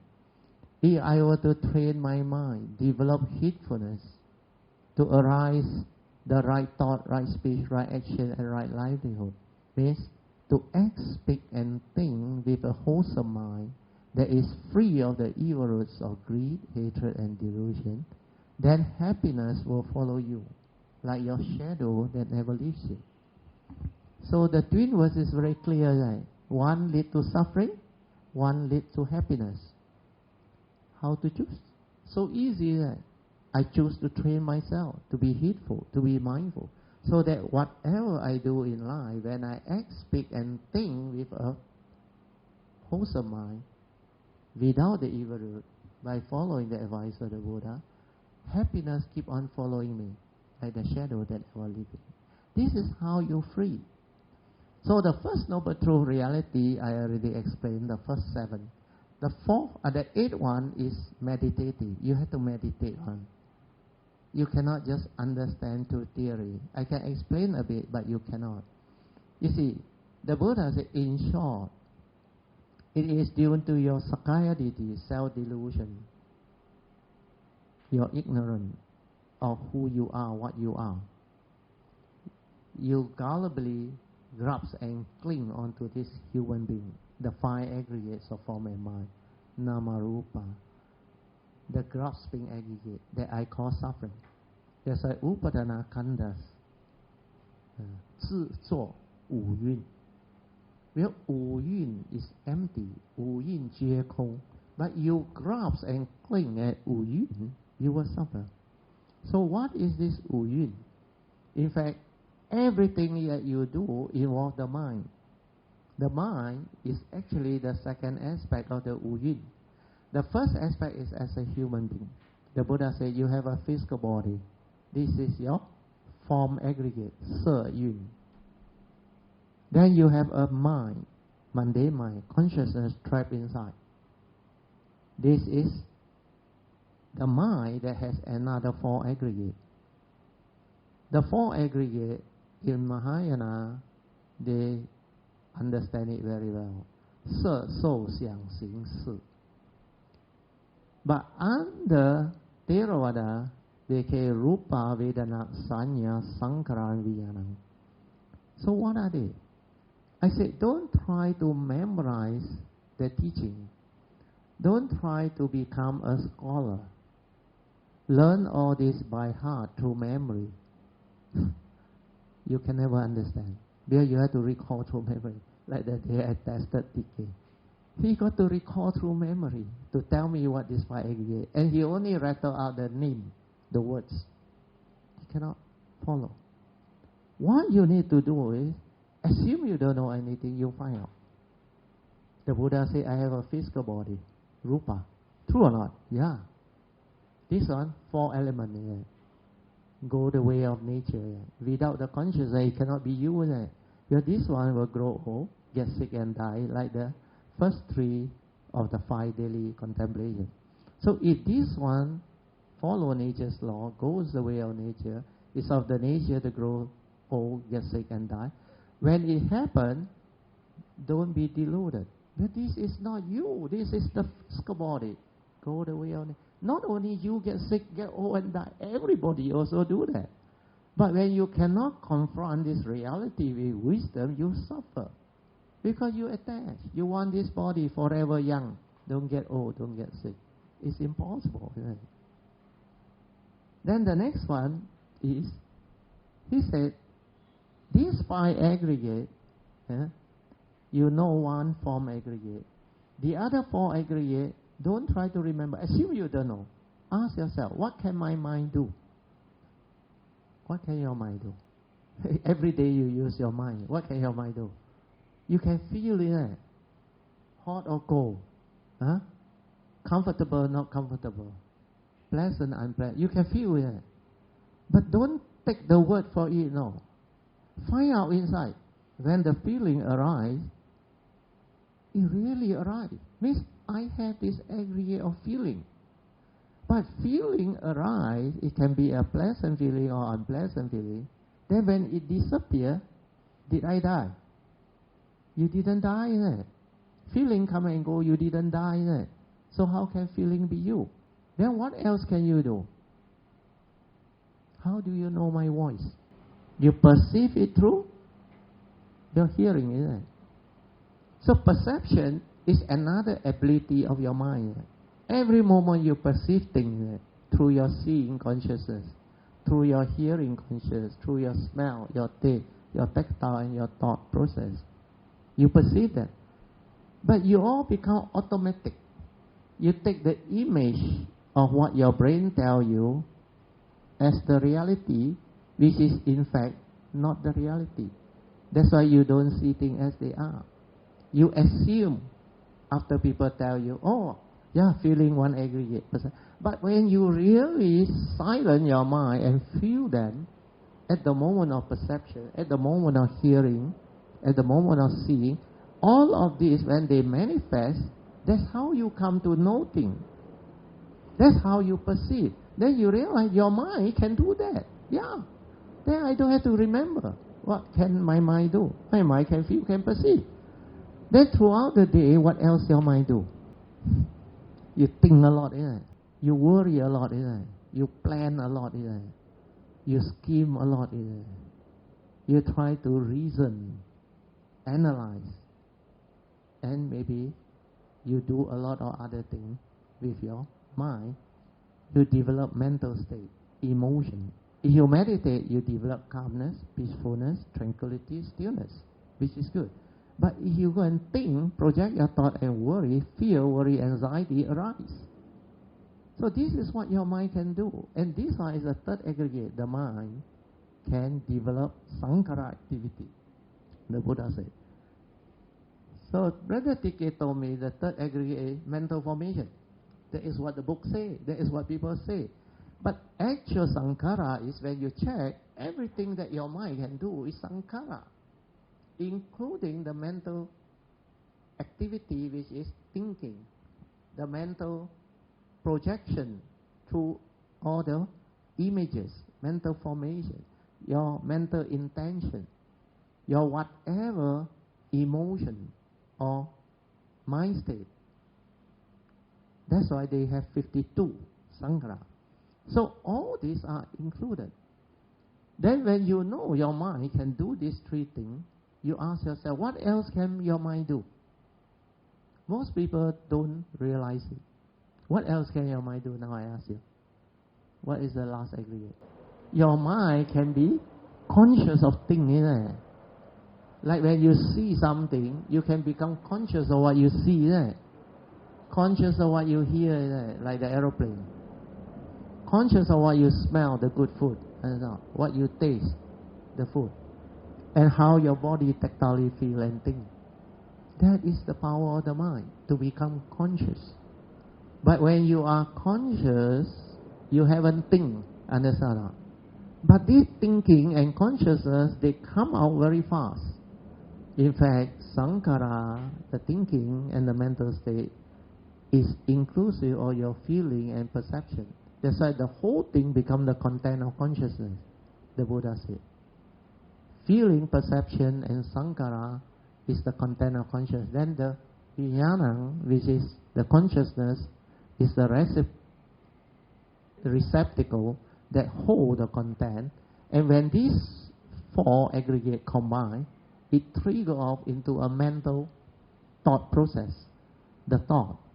That's why the thought is the five aggregate. Second aspect of the five aggregate, Wu Yun. But just now we say feeling, perception, Sankhara and Vijnanam are four aggregates. Then how did the form enters the mind? As a human being, first aspect, we know there is a form outside, physically. But within the five aggregate, the Buddha said there is also the form. How does it enter your mind? How does all this form enters your mind? Whatever you come to perceive. These are external forms, the Buddha Rupang, the chair, the furniture, the house, the property, whatever you hear, smell, taste. These are external forms. How does it enter your mind? How do you come to know about it? Through the perception, is that you perceive it. So perception is the aggregate that brings the external form into the mind. That's why you also have the five aggregate. Wu Yun. So you know, the aggregate go the way of nature. The mind aggregate come and go, you didn't die. That's why the five aggregate is empty. Not you, non-self. Then why do you still cling on to it? Hold on to it. Become miserable over it. It's just a thought. Come and go. How come he has power over you? The moment that lady heard that, she free. He said, Brother Teoh, I should have seen you 2 years ago. I said, now not too late, because your karma, you have to go through that 2 years. He said, nobody tell me that. He said, yeah, it's only a thought. How come it has power over me? So now, he said, forget about the thought. He said, your life, to be happy or to be unhappy is entirely her choice. She decides, I want to be happy. How to be happy? Very easy. Go and look for your friends, your Dhamma friends. Go and learn the teaching. Go and do all those activities that help you to develop this understanding and the faith and let you have the good life. That's what she did, precisely. Then, earlier on, during the 2-year depression, he said, well, not only that, he said, my husband went now clear already. But I still got problem with my in-law, daughter-in-law. You know, old people, tradition, they expect the daughter-in-law to respect them, understand? He said, this lady, the other wife, is actually, the first wife is also highly educated, the son married, but within a year plus, divorce affected her. You think my son no good, huh? Okay, you go lah. Then finally the son couldn't get a proper wife. Go and marry a very low education, not much educated one. Then the mother-in-law she cannot take it. The husband used to be MD of a listed company. Suddenly the daughter-in-law like that, don't respect her, very rude, very crude from a small town. She become like suffer again, become miserable again. Why like that? I already toned down. At least call me mommy or what? Refuse. Then give birth to children also don't want to let her go near. So a lot of problem. So luckily she came and talked to me again. I said, do you realize this is attachment again? First noble truth reality. You cannot get what you want. How do you solve this problem? So before I come to the solution, I want to let you understand the Four Noble Truths first. The first Noble Truth is the reality of life and existence. What is the condition behind suffering? The 8 reality that I mentioned cover all aspects of your life. Because the 5 aggregate is what your mind do. Everything involved life is within the 5 aggregate. Then under the second Noble Truth, the Buddha said, there is a cause behind all suffering. And this cause is attachment, craving, clinging, grasping. You fail to see. You fail to meditate to realize that the 5 aggregate are not you. They are empty. They come and go. They are dependent originating, condition arising, causal phenomenon. That's why it's impermanent, the universal characteristic. If you grasp and cling, one thing's your way, which is not nature's way, you suffer. Then because it's impermanent, it's not a permanent, unchanging entity, it's non-self, not you, not what you think. So empty nature of existence. So once he developed this understanding, you start to reflect, yeah, this form and mind, karmically conditioned, outgo the way of nature. It's not me. When death occurs, what happened? Who died? What died? The Buddha said, nothing died. Just the consciousness separate from the form. And because you have ignorance, avijja, you take rebirth. You don't have ignorance, there is no rebirth. So the cause of suffering is attachment, craving, clinging. If you know what suffering is and the cause behind, you can manage your life better. Yeah.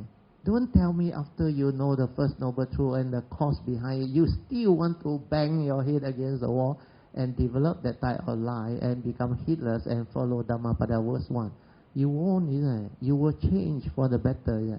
You will straighten your view and determine to understand this teaching. Yeah. That's why you have to cultivate. So first is the learning of the teaching, the first phase of Dhamma Pariyatti, you learn. Then you determine, decide for yourself, is this good for you? Will this help you? If it's helping you, good for you, then determine to put it into cultivation, to make it a living reality, understand or not? So that this teaching can manifest in you and make you really like the enlightened being, which is her question. How to cultivate? I will come to it. Huh? Then also Lorita want to know, when the first noble truth reality, sickness, disease, which she is confronting, one of her loved one is going through this one. That's why she wants to know. And the Buddhists also have a teaching on this. And you can free. That's why I want to cover this topic under today's sharing. So since it's recorded, you don't have to remember anything. Huh? You can listen to it again. So what happened is, the Buddha said, not only he tell you what suffering is and the cause behind, he said there is a third noble truth that gives you understanding and hope. He said suffering need not be, the third noble truth said. Nibbana or enlightenment in the here and the now before you die is possible. And you realize there is a teaching that you can develop understanding before you die, means there is really light at the end of the tunnel, isn't it? Then you will go out and learn. He not only stopped there. He not only don't stop there, sorry. He continued. He said, how to do it? Fourth noble truth. There is a path that leads to the end of all suffering. You don't have to suffer anymore. If you cultivate this noble eightfold path, which is Pa Chen Tao, the meditation, it will lead to the end of all suffering. So this is the meditation. Cultivate noble eightfold path. And what are noble eightfold paths? Right view, leading to right thought, right speech, right action, right livelihood. Then the four right effort, then right samadhi, and finally right mindfulness. So all this you cultivate is a very big field. It will lead to that wisdom that allow you to seize your mind. So now you know how to do it. The only thing you need to do is to put into practice. So coming back to just now, the question of the daughter-in-law. I told her it's very simple. I said, you must understand what is the law of karma. You must understand the Dhamma. I said, do you realize you still attached? You think she's your daughter-in-law. She must respect you. Your expectation is not met.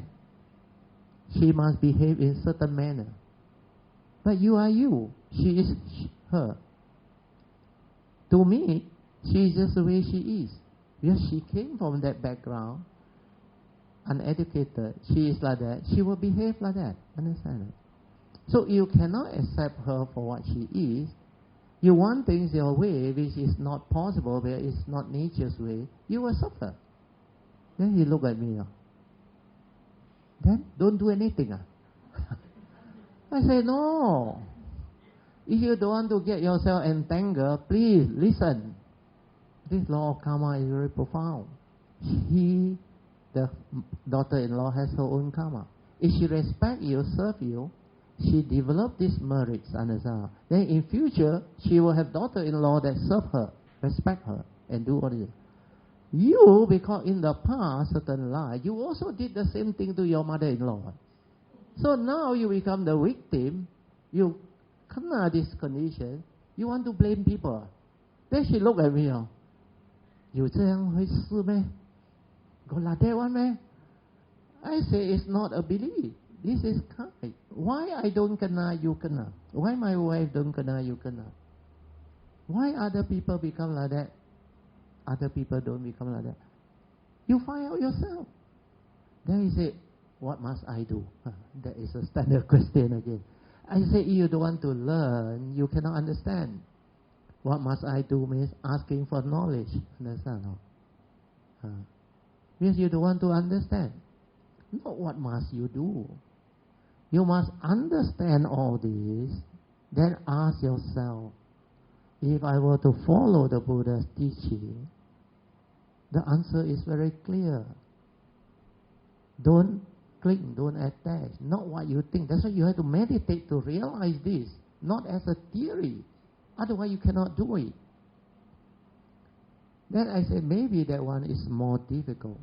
But I give you a solution so that you can accept this reality and decide to cultivate. I say, she is the way she is, okay? Can you accept her for what she is? Because the Buddha said, learn to see things as they are. The world is the world. Condition like that, things will like that. Human being is just the way they are. If they are deluded, they will do deluded things. If they are selfish, they do selfish things. If they are egoic or having a lot of anger, hatred, they will do violent things. They are just the way they are. If I accept, I'm at peace. Do you understand? Then I don't stir my mind. I don't become unhappy. I don't project the wrong thought to harm myself, to hurt myself by saying what? She is my daughter-in-law. No? What she thinks she is. Don't respect me. All these are wrong thoughts. Does it make you peaceful? Does it make you happy? Does it bring about harmony? No. That's a wrong thought. Condition, suffering, misery. Why can't you accept him for what she is, accept the world for what she is, accept the reality of birth, old age, sickness, and death? Then you got no problem in that. Then you can be at peace. After you at peace, then you act. Doesn't mean you don't act, understand? Doesn't mean you let her do the thing she wants. Then, of course, without the meditative understanding, the awakening, you cannot stay in that condition one. You may have the knowledge, but you cannot live it. Understand? You will become miserable also. So I say, what you have to do is very simple. After accepting this, you are at peace. You have clarity of mind. Then you ask yourself, how can I move from here? How can I resolve this amicably so that nobody gets hurt, no karmic obligation, so that she is happy, I'm happy, my son is happy, and everybody is happy? True or not?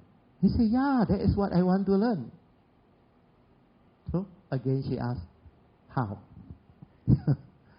Very simple. If it's karmic, knowing that in the past you did to somebody, now you are the victim, what must you do? That's why it comes to the answer to Lorita's question. Sickness also the same. The three things you must do, the Buddha said. Because there is karma, ask for forgiveness, repentance, 忏悔. You have to do. Where these are karmic obstruction, it will obstruct you and hit you back because you did to your in-law in the past. Now you become the victim, you complain. When you did this to people, you don't complain. This is what 因果轮回啊，种错因结错果，要接受。You have to accept, then you move. So this is how you act. Following what? Noble Eightfold Path. The Buddha already said, you follow that Noble Eightfold Path, you will lead to the end of all suffering. So I follow Noble Eightfold Path.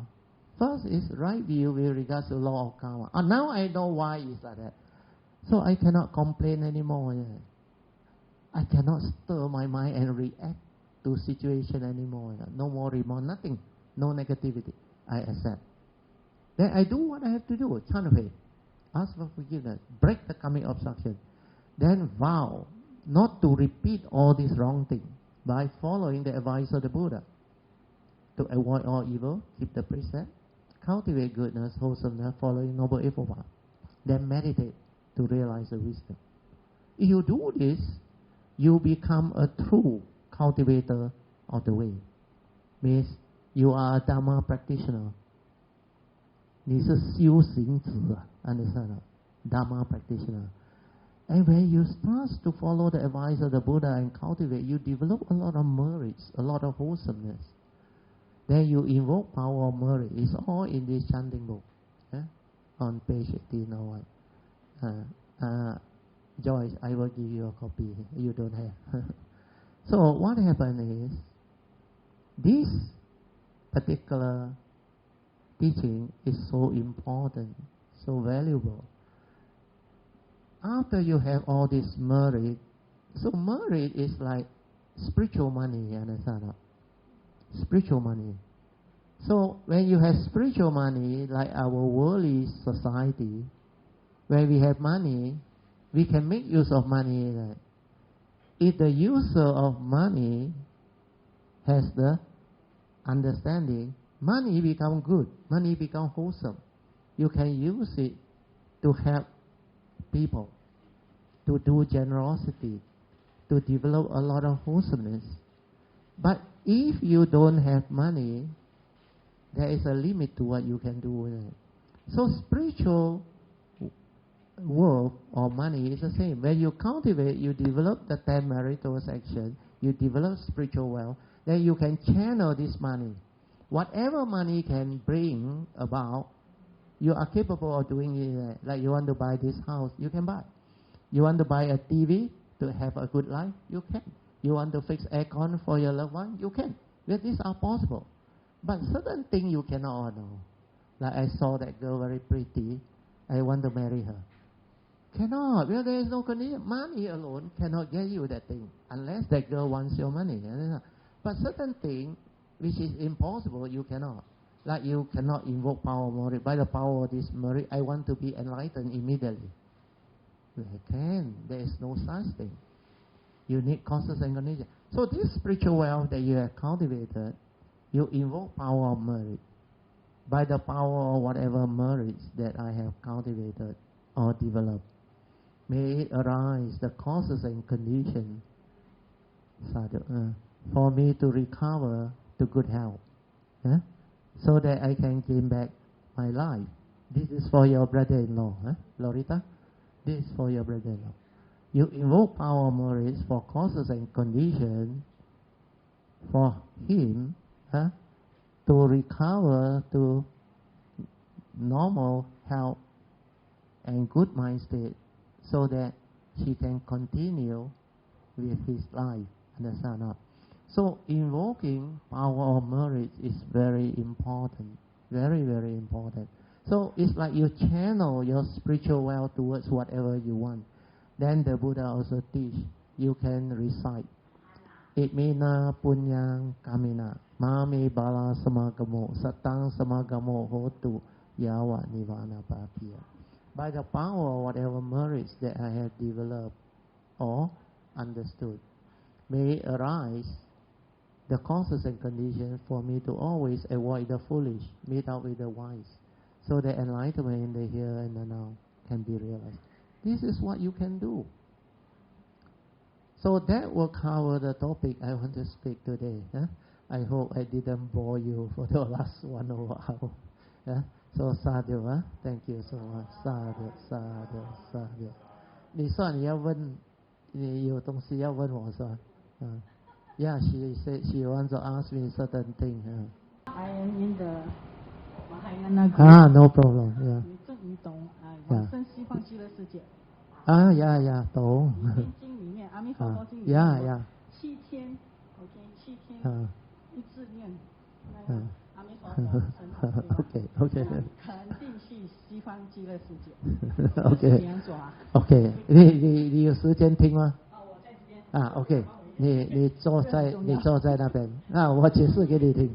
That one very easy， 很容易。How many of you heard of the Pure Land teaching? The Pure Land teaching. So the Pure Land teaching, you must understand, your Pure Land is based on Amitabha Buddha. Amitabha Buddha is one of the very, very unique Buddha. He got 48 major vows, 48愿, and they are very powerful. And he took the longest time to cultivate and perfect them. It takes him 12 world cycle, Asankhaya Kappa, instead of like Sakyamuni, 3 3/4. Sakyamuni, wisdom way, very fast. Amitabha, faith. You must have faith in him, then it manifests. 你听啊，现在重点了。阿弥陀佛的修行是用 faith, understand? He is not following the wisdom way or the virya way. He used faith.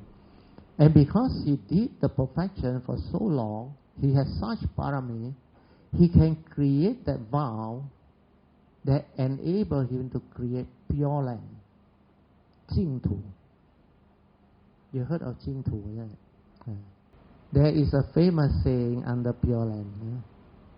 The lotus flower, in Mandarin you call 莲花处处开，一朵一净土。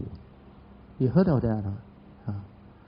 You see, he can vow until he can create a pure land. And you know what is a pure land? Pure land don't have deluded living being and don't have those heedless living beings. Pure land minimum 5 precepts. But most of them are bodhisattva, understand? Pusa, 佛菩萨. So this pure land, in the teaching, 你要读, there is a line that says, 你的愿力要跟阿弥陀佛相应。你知道什么是相应吗？是什么？ No， 是什么？你解释一下。OK， 一个是听，就是行就要行，不是，我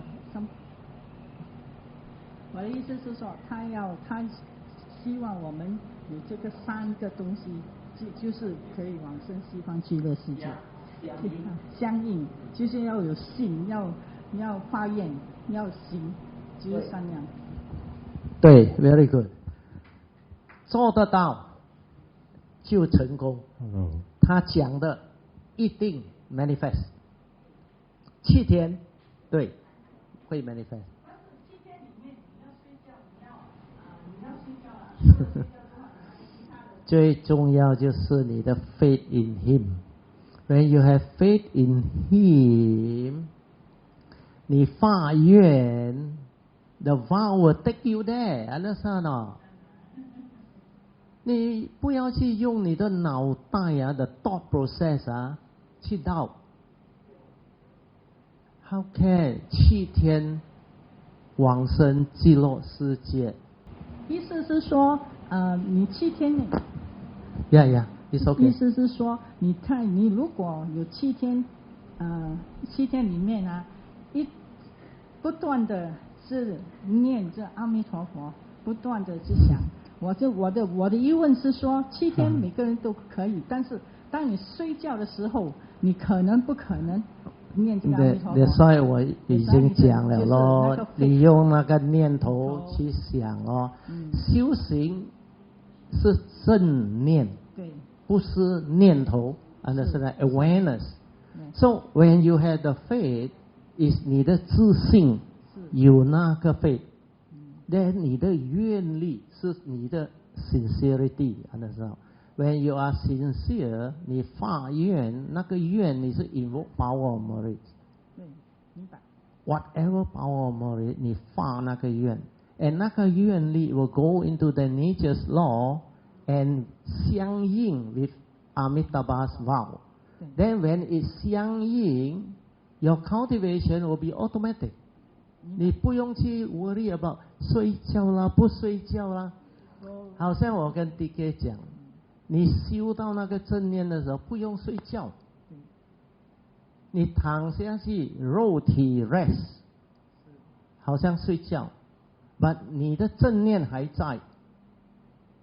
你 whatever movement in your consciousness, in your thought。The subconscious release and the unconscious release， 你看得到，因为你的自信，你的 true mind， the awareness is there.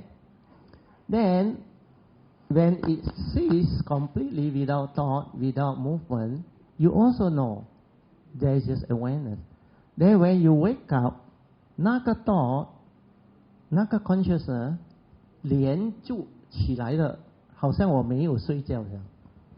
That's why不一定要睡觉啦。他的意思就是你解释的是吗？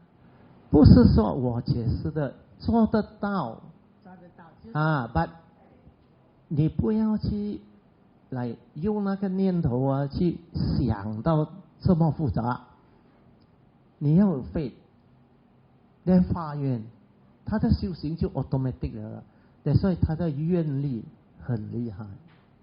谢谢师父。So 不要去想那个 is like what DK went through. Every time use the thought, the knowledge, the memory.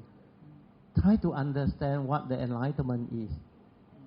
你做不到的，因为 that one is to be realized by the wise, each for themselves, without thought one.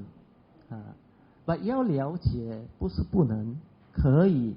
But 最重点就是去修行 ，to really go and cultivate. If you don't cultivate, you cannot realize one. Like the Buddha said, I can only teach you the teaching and show you the way. I cannot do it for you. 个人吃饭，个人饱。佛陀不能够代替你修行，代替你吃饭。That one is very obvious, understand not? So, you reap what you sow. If without putting effort, the Buddha can make all enlightened. You think he is not compassionate? He's definitely willing to do, but cannot. 因为这个是一个修行，你自己要去行，then 要去悟。悟 is to insight into it, to realize it. People cannot do for you.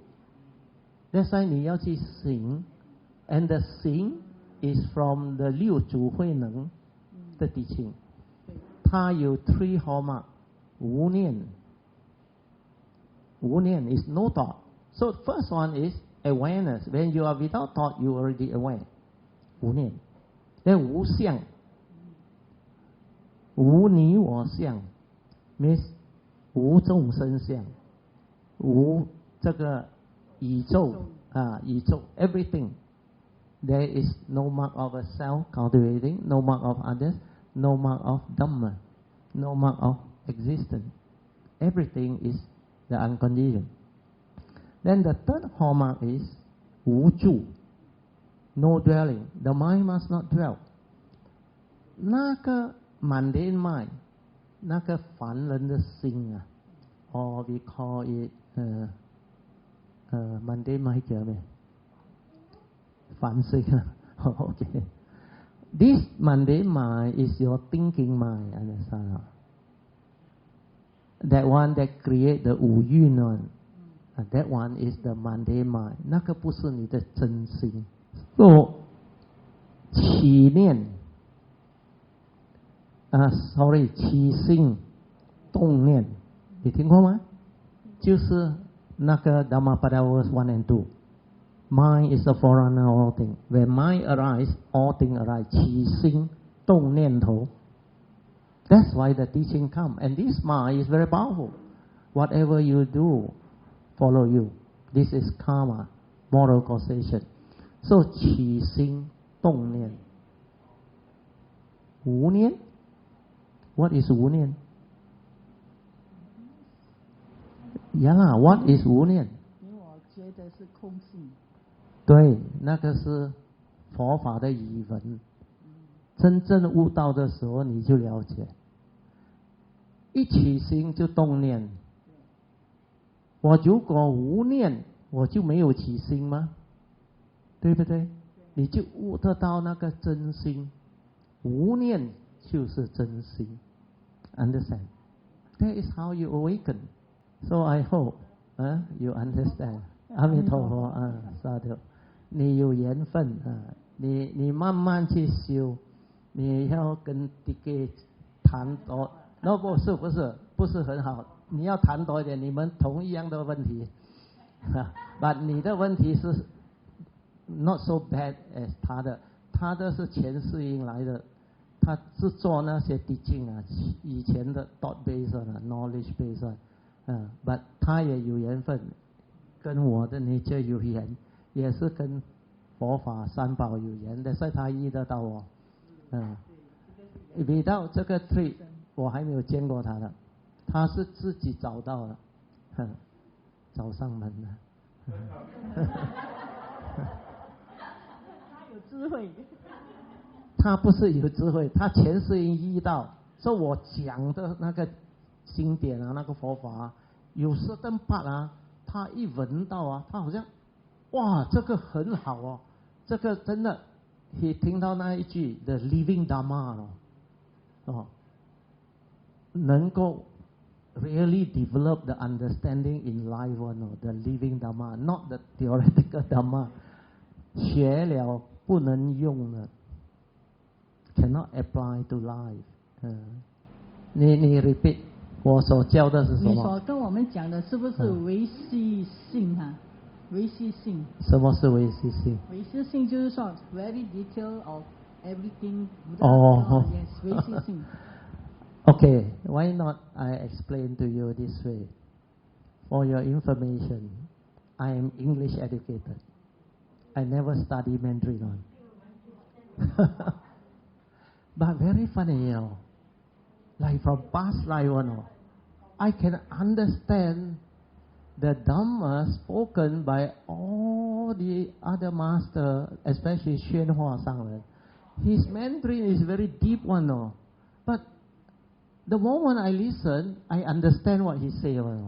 Then the Mahayana teaching, I read, I listen, I understand. Even the author who write or translate also don't understand. So what she wants to know is, how come I can teach in such detail and clarity?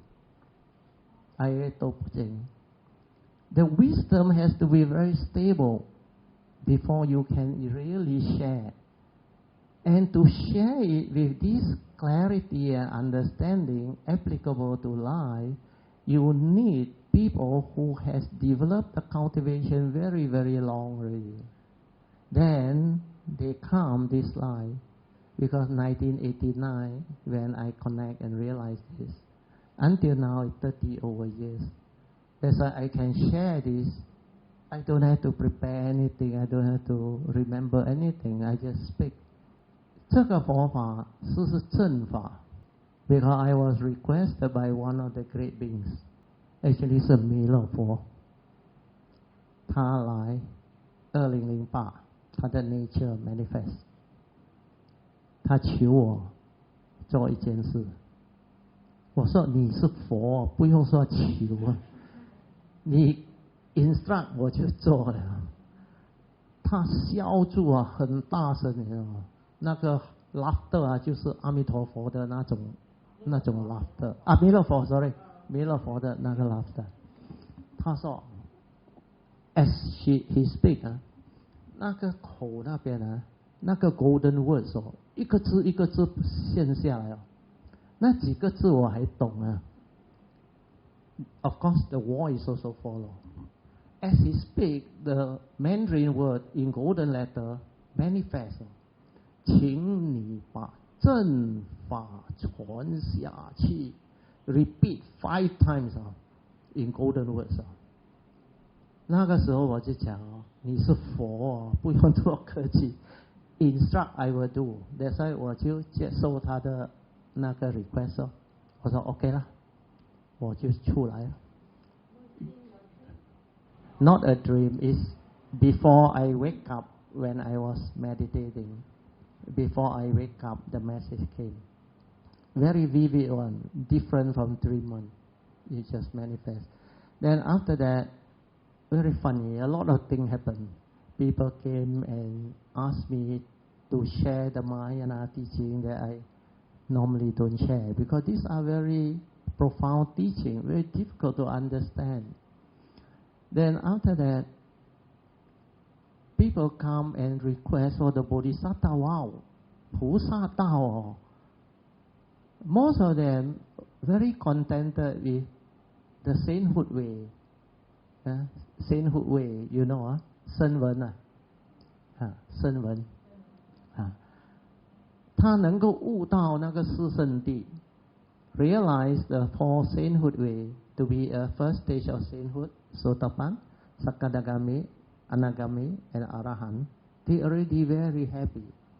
Then all of a sudden, 2017, for no reason, people came and request for 菩萨道 Bodhisattva way. Then 我就 share 咯4个 session, just like that, 4个 session, 大概是2个小时多。They go and transcribe it into a book. Then I combine the 4, I realize it become a book, 菩萨道的书。That's why all this just happened. Then 心经我教了15个月，他们也 transcribe out into a book. 英文版所以你去那个 website 拿来读了 download. So this is how it happened. And Maitreya knew very few people can share this true Dhamma, 正法. But he knew my nature can. My nature has this ability. And I also knew I can. And what he wanted me to share is just 2. One is this teaching. The other one is the Bodhisattva way that I uniquely created. That's why the yellow card I give to Brother TK summarize what I have developed for them to follow. Okay?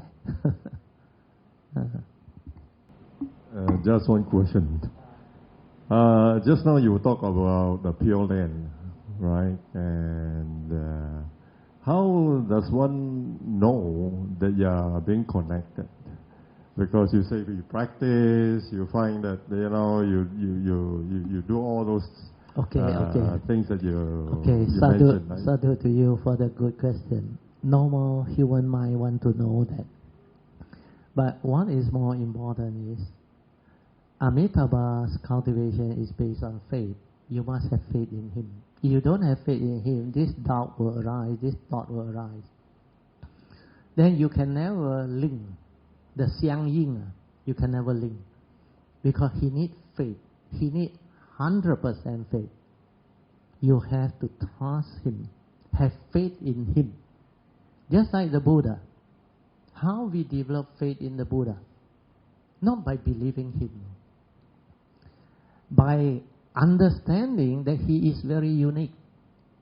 He is not only enlightened, he is fully enlightened. Sama Sambuddha. If he is fully enlightened, means he is the most virtuous and the wisest human being ever to be born during his time.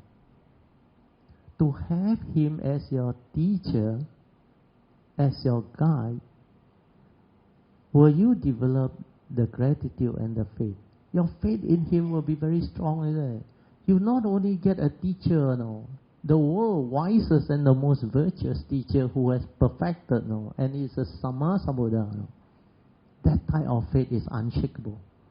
That's why faith is not belief.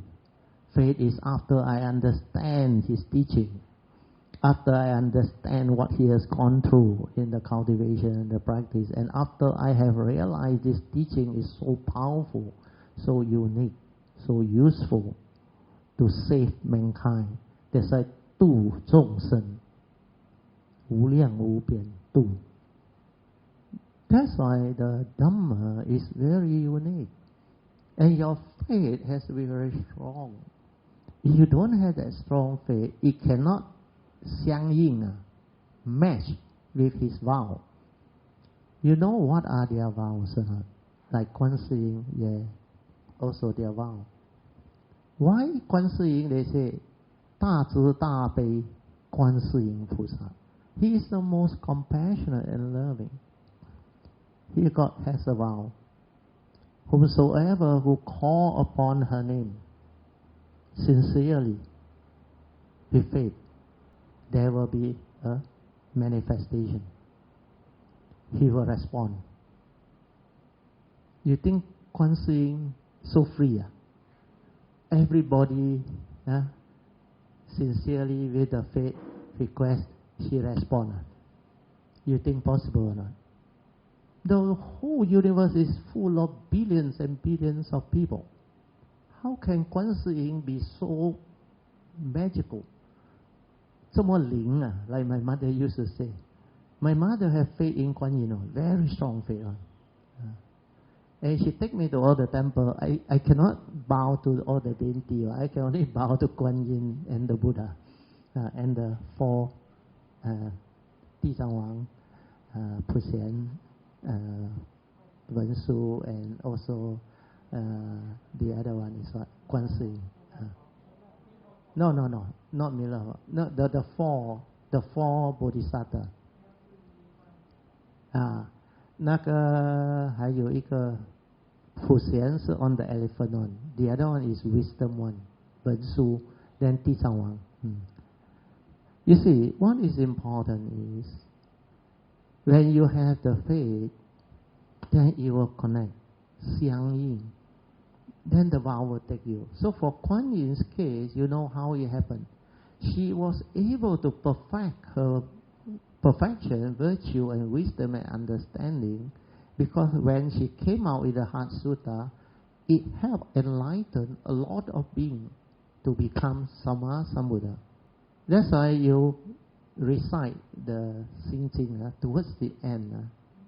You say, all Buddhas, the 3 periods of time, they realize Sama Sambuddhahood through cultivating the Prajna Paramita Sutta. You realize or not? 波罗波罗蜜多心经.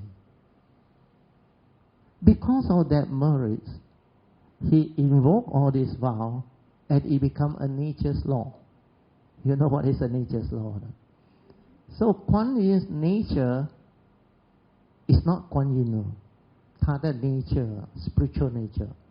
All her perfection, her cultivation, like Sakyamuni Buddha. A lot of people say, Sakyamuni for 往生了, no more.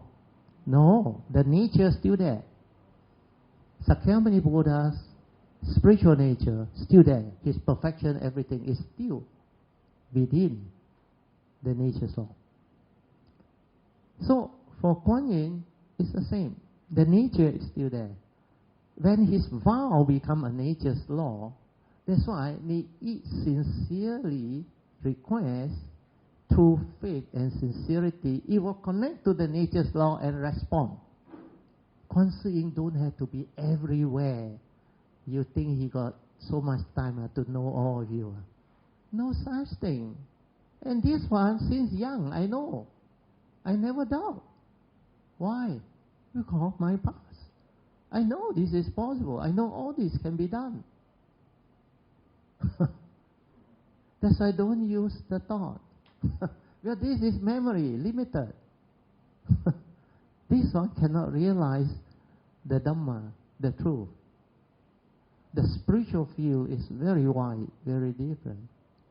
Not like what the thought thinks. That's why under the Pure Land, they're very good, they are teaching.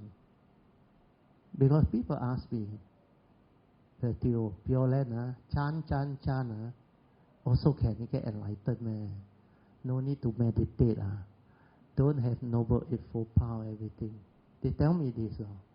I say, please, you don't want to create karmic offense, don't say all this anymore. Because you don't understand how it come about. This teaching is so beautiful and so profound. You know, Pure Land, they got this teaching, 无量易经, or 无量寿经. You know how powerful is the teaching. They quote 2 sentences. The moment I heard, I knew very powerful. He said, 所知障. You know what is 所知障or not? Whatever you know is an obstruction. Whatever you know is an obstruction. Means knowledge bind. What you know, through memory, through your thought process. And this is all knowledge. Wisdom is not a knowledge. That's why you use knowledge to learn, to argue, to try to analyze and reason. You should die one. Where it's not the spiritual understanding. 所知障. So if everything you know also is an obstruction, then why do you want to know? You understand? Who wants to know? The thought wants to know. And who is the thought? Your egoic mind, not your true mind. The true mind got nothing. No need to know. The true mind, aware, understand. Aware, observe, understand. Awaken. Then the second one is 烦恼障. All your fear, your worry is the karmic obstruction. 烦恼障 come from karmic. When you have fear, worry, anxiety, these are all wrong thoughts. It will obstruct your cultivation. You cannot progress. You cannot move. That's why 所知障, 烦恼障. I tell you, the moment the 2 sentences come out, I rejoice and I sadhu. I say, this teaching is beautiful. Well, I can understand. So, do not simply doubt a certain teaching just because you have not cultivated it. That's why I say have an open mind.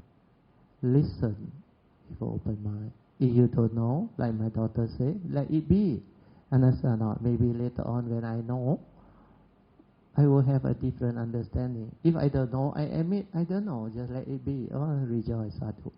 I still haven't realized it. It's just like during the Buddha's time. He explained certain teaching. Then somebody asked Sariputta, the chief disciple, who is the wisest, Salita. He asked him, what do you think of what the Buddha said? He said, I cannot agree or accept because I haven't realized it. And you know what they do or not, the other disciples? They go and complain to the Buddha. They say, Sariputta is disrespectful of you. He said he don't agree. But they didn't understand the second part. Then he hasn't realized it. So how can he tell you, true or not? Understand? Until he realized, then only he can confirm. Before he realized, he cannot confirm. No, there is another part. There is a lay person, Chitta. He's not a monk. He also very, very wise. He is already enlightened. I think Anagame, that's the same word. It's in the Theravada Sutta. One day, there was a monk, before Chitta met the Buddha, he respected that monk and he went and listened to his Dhamma sharing. Then he supported him. Then later on, he realized the Buddha is better. So he went to the Buddha and he developed understanding, connect and awaken and become an anagami. Then he didn't come back to that monk's temple anymore. So that monk, because Chitta is no more around, he's very respected and very well known. People also didn't go to his temple. His temple also have less devotee and all. Then suddenly one day, Chitta decide to turn up at his temple. Then he was so happy. Oh, he said, Chitta is back, Chitta is back. So he called all the disciples, go and tell the villager, the devotee, Chitta is back. Then he invited Chitta, sit beside him. He said, oh, luckily you are back. So he said, do you believe what Sakyamuni Buddha teaches? He said, the mind can cease one, can freeze it one, can cease one, can end one. Chitta said, I don't have to believe. He said, I don't have to believe. But this monk cannot understand him now. He was so happy. See, Chitta also don't believe, he said. Oh, he tell the disciple. Then Chitta corrected him now. Please, when I say I don't have to believe means, because I have realized it. My mind has ceased. I have realized the enlightenment. Nibbana really ceased. Then that monk stunned. He said, you cunning one. So the story was like that. And Chitta was a lay person. See? He was not a monk. But he has the past and he awakened. So don't underestimate what you see.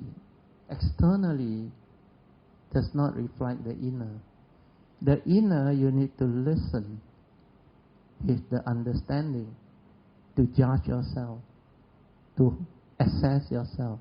Like you say, the Dhamma is pacetang, can be realized by the wise, each for themselves.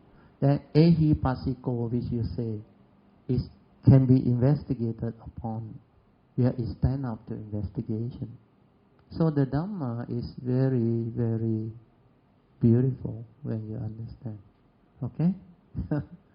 Okay, yeah.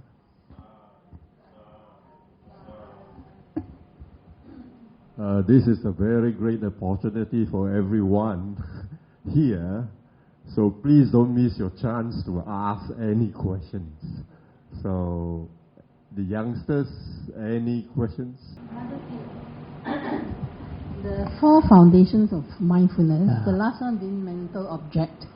Does it encompass the aggregates, the 1, 2, 3, the feelings, perception, and the sankhara? Actually, I do not know what are mental. I mean, the things that arise in the mind is called mental objects. Is it your Okay, you listen.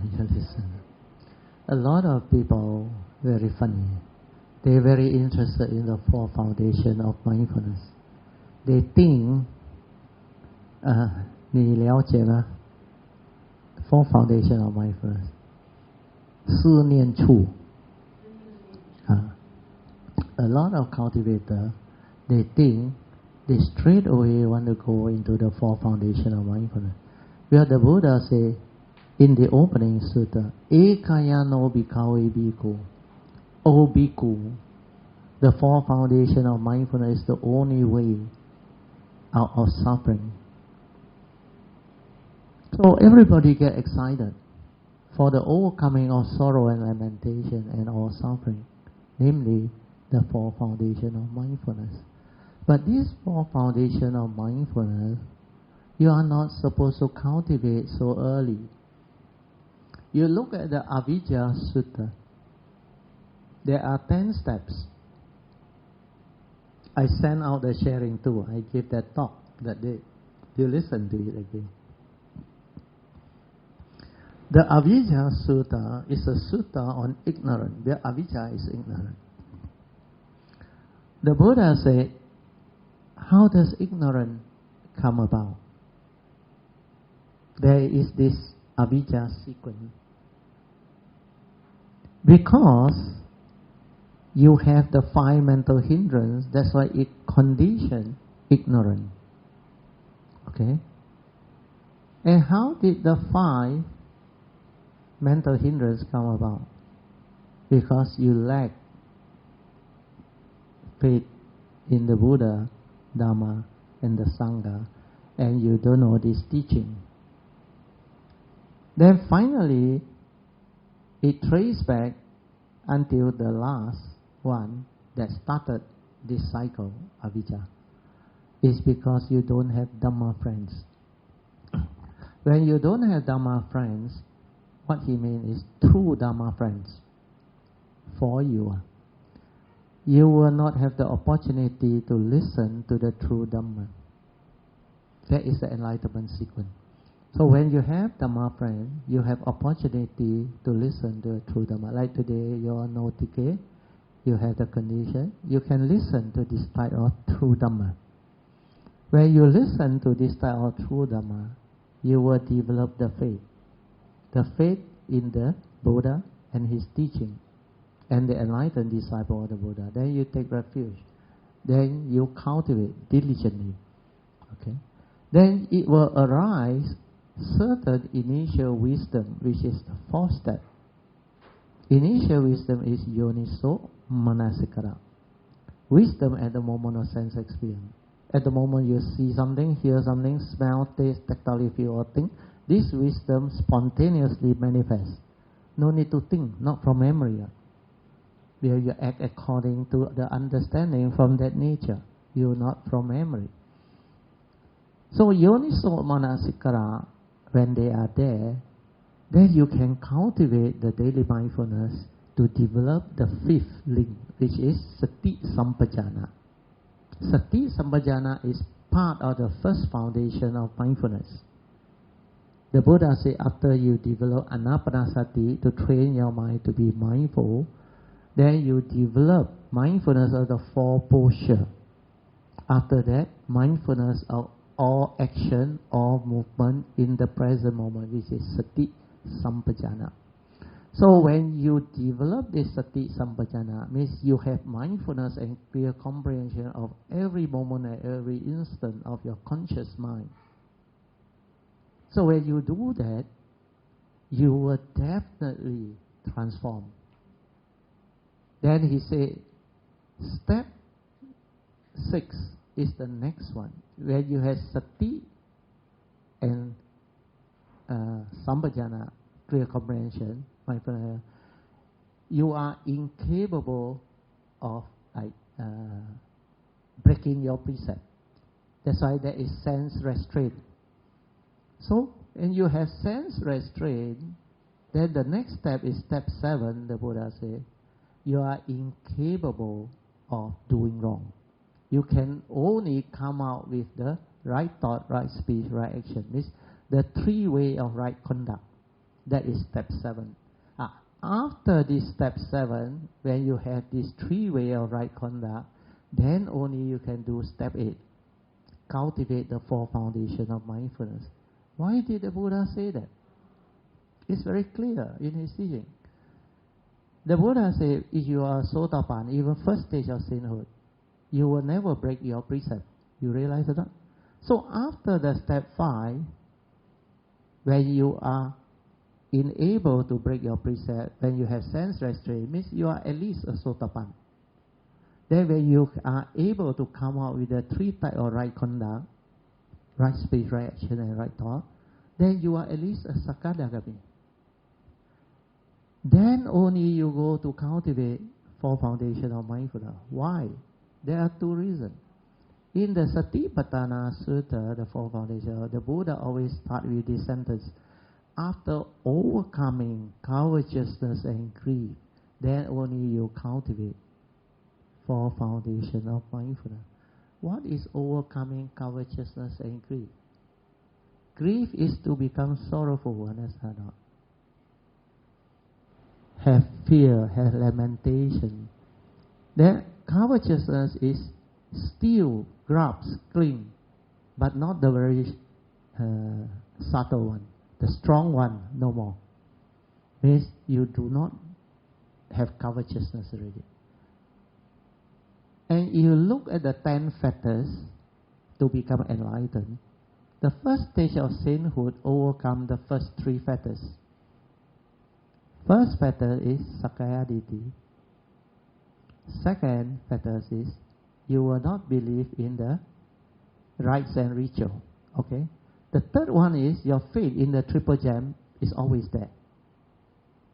So Sotapan. Actually, step 5, you can be a Sotapan. Then after that, the next one, second stage of sainthood, Sakadagami, they only attenuated sensual desire and ill will. That's why after overcoming covetousness and greed, it's referring to the second stage of sainthood, Sakadagami. That's why you look at the sutta, the four foundations of mindfulness. At the end, what did the Buddha say? If you cultivate these four foundations of mindfulness, maximum, 7 years or what, I forgot already. Then finally reduce until towards the end, 7 days. You can at least realize anagamiship, or if your subtle delusion no more, you will realize arahantship. That's the reason why. Understand or not? It's for people who have gone through the cultivation and realized sotapannashi and sakadagami, then only cultivate four foundations of mindfulness. But you all are arguing over what is mental object. What is the four foundation of mindfulness? Why you cultivate like that? You sure cannot, because kindergarten also you haven't gone through. You want to talk about university education. So what I can explain to you, I haven't finished, but this part very important. Why they call it mental object? That's why it makes you so confusing. And you ask the question, whatever I think, is it a mental object? Then, Brother TK also said, Sankhara is mental formation. Formation got object lah. You form object, formation no? But is that Sankhara? No. So what the text say, the translation is, I don't say wrong lah. We are not good to say that, because they will challenge you. I said not appropriate lah. Because it makes it so confusing. Why use that word? But what is under the fourth foundation? First category of practice is what? Mindfulness of what? Huh? No, that one is first foundation. First foundation is Kaya Anupassana, mindfulness of the body. Then mindfulness of feeling. Then mindfulness of chitta, the mind. The fourth foundation, there are 5 categories of practice. First one is mindfulness of what?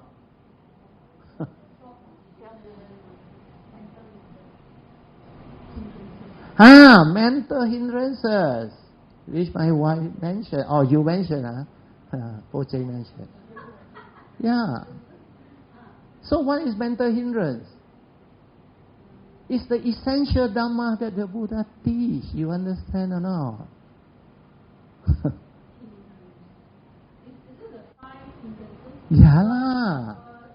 Yalah. You only learn the word. Sensual desire, ill will, sloth and torpor, restless of mind and doubt. But you don't know the meaning. Well, you memorize. You try to remember as knowledge. How come when I ask, they practice, they know? Well, in the sutta is mentioned mindfulness of the 5 mental hindrances. And what is the meaning? Why you must develop mindfulness of the mental hindrance? The first mental hindrance is what? Sensual desire. When there is sensual desire, you must be aware, the Buddha said. Then when sensual desire ceases to be, you will also develop the awareness. Then finally, you will come to know how the arisen mental hindrance or sensual desire, ill will, sloth and torpor, restless of mind and doubt, cease to be. And it will never arise again. That is in the sutta. How to do that? Nobody knows. They cannot tell you mental object. You're supposed to silence your mind. When there is sensual desire, which is a mental hindrance or a defilement, where there is greed, craving. When you aware, what happened? Don't need to do anything. It will cease to be, understand? Because anger was never you. Greed was never you. Sensual desire, craving was never you. They are mental state, dependent, originating, condition arising, because of your delusion, you grasp, you think it's real, you think you can own, you can have. That's why it arises. If you maintain mindfulness, awareness, use your true mind to be with it, it will cease. Then when it ceases, you will come to a realization. This is what the Buddha meant. I will come to know how the arisen sensual desire cease to be. Through what? Through not doing anything. That's why maintain awareness. Relax, aware. It ceases. Then what is the wisdom you awaken to? The wisdom is, greed was never me. Sensual desire was never me. Anger was never me. Fear was never me. Then why I go and do all those stupid things?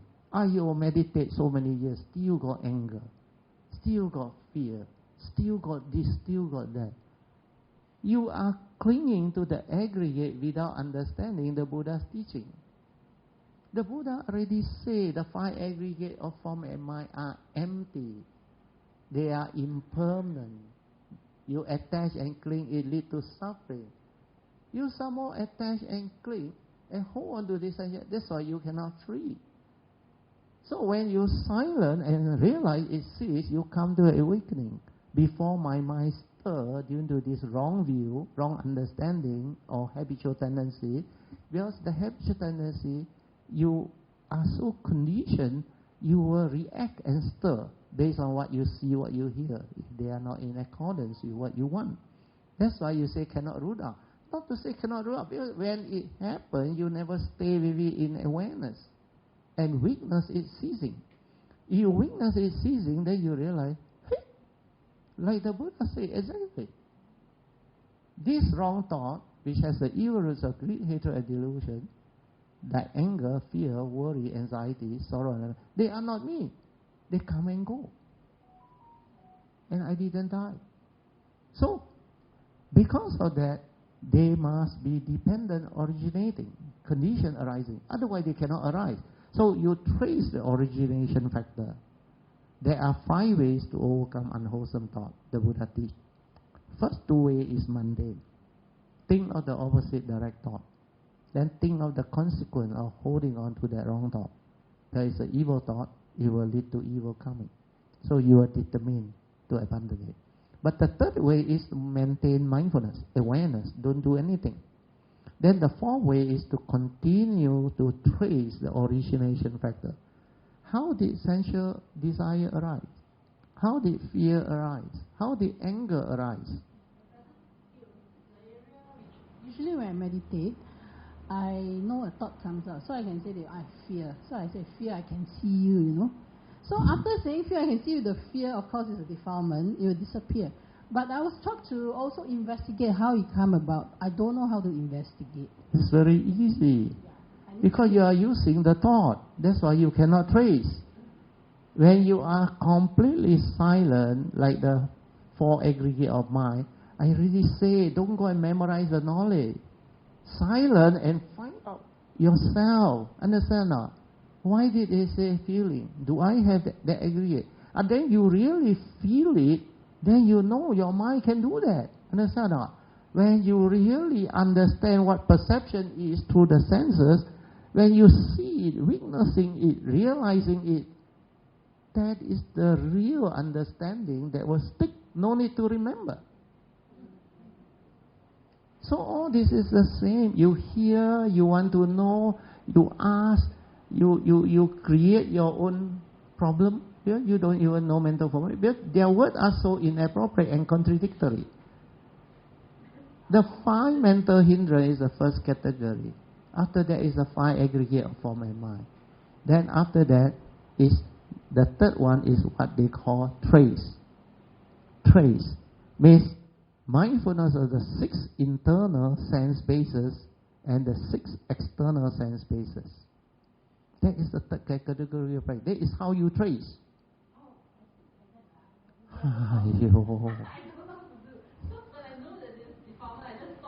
When you say you know, it's the thought telling you. Because you are not with that anger. You are not with that defilement. When that defilement arises, don't do anything. Don't try to know. Silent.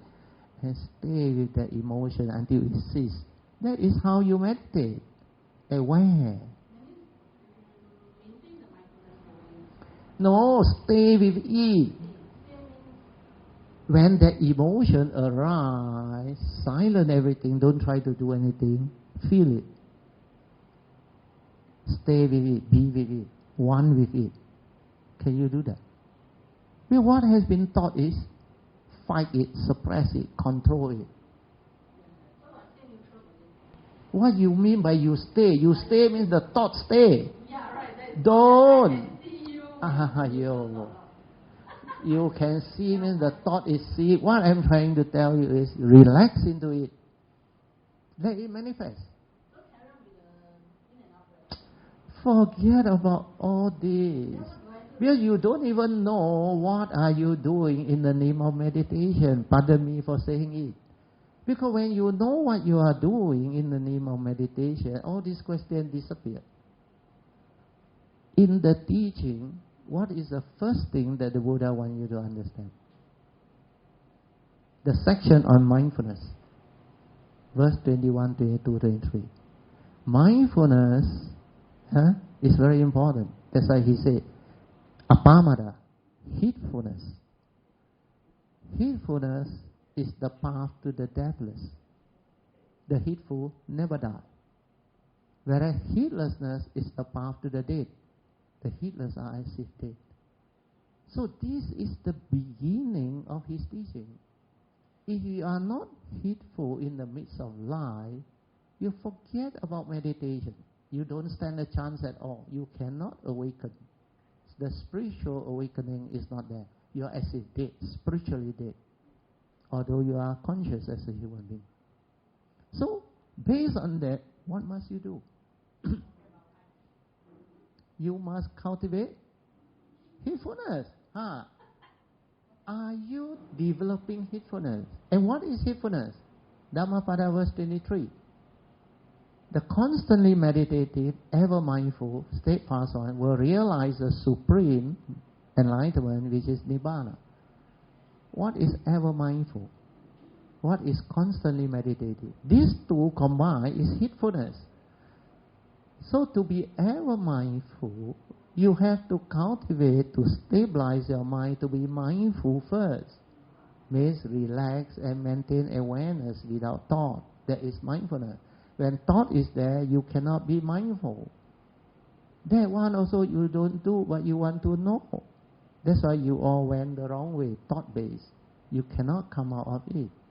So once you know that, my purpose in meditation is to train my mind to develop heedfulness, then I develop the understanding of what is heedfulness.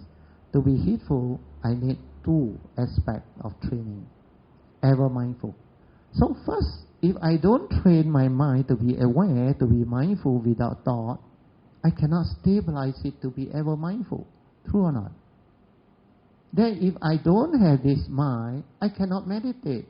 How can I cultivate Noble Eightfold Path without mindfulness, without heedfulness? So train your mind to do this. What are you doing? People say Anapanasati. You go and do Anapanasati. But why? Don't know. They say, do, one day enlighten. Watch rising, falling, vipassana, one day enlighten. And you're so gullible. How long have you been doing? Any result or not? Because you don't know what you are doing. The Buddha also did Anapanasati. But he never say after Anapanasati, the first foundation of mindfulness, he never say continue to do. After Anapanasati is to train your mind to be mindful, then stabilize it with mindfulness of the four postures, then anchor your mindfulness to all your action and movement. That's why the daily mindfulness, Satipatthana. So Sati Sampajana means mindfulness and clear command. So that throughout the day you are aware and mindful of all action, all movement in the present moment. In the sutta it is said, standing aware, bending aware, turning, stretching aware, putting on the monk's robe aware. Even answering nature's call aware. Did you do that? That is to stabilize your mindfulness to be ever mindful. That's why you all don't understand the Satipatthana. and simply learning all the things without understanding. That was why I tried to tell you, all the knowledge, all the theory. So what happened is, without this understanding, you will get stuck. So once your daily mindfulness is there, means your mindfulness stabilizes already. Then the clear comprehension is to prevent you from making mistakes. Means clearly comprehending without delusion, sincerity of purpose, domain of meditation, then suitability of place, time, and other things. So these 4 types of clear comprehension, you stick to it, you will not deviate. You will not do energy field, you will not do all those stupid things. When you are sincere in your approach to cultivation, that's why clear comprehension. Then after that, you only use it to cultivate Noble Eightfold Path. When you are ever mindful, you have stability of mindfulness anyway. Then you can see a lot of things. You can see things as they are. You can see how you are conditioned into anger, how you are conditioned into fear, how you are conditioned into sensual desire. How did it arise? Like you see something very attractive.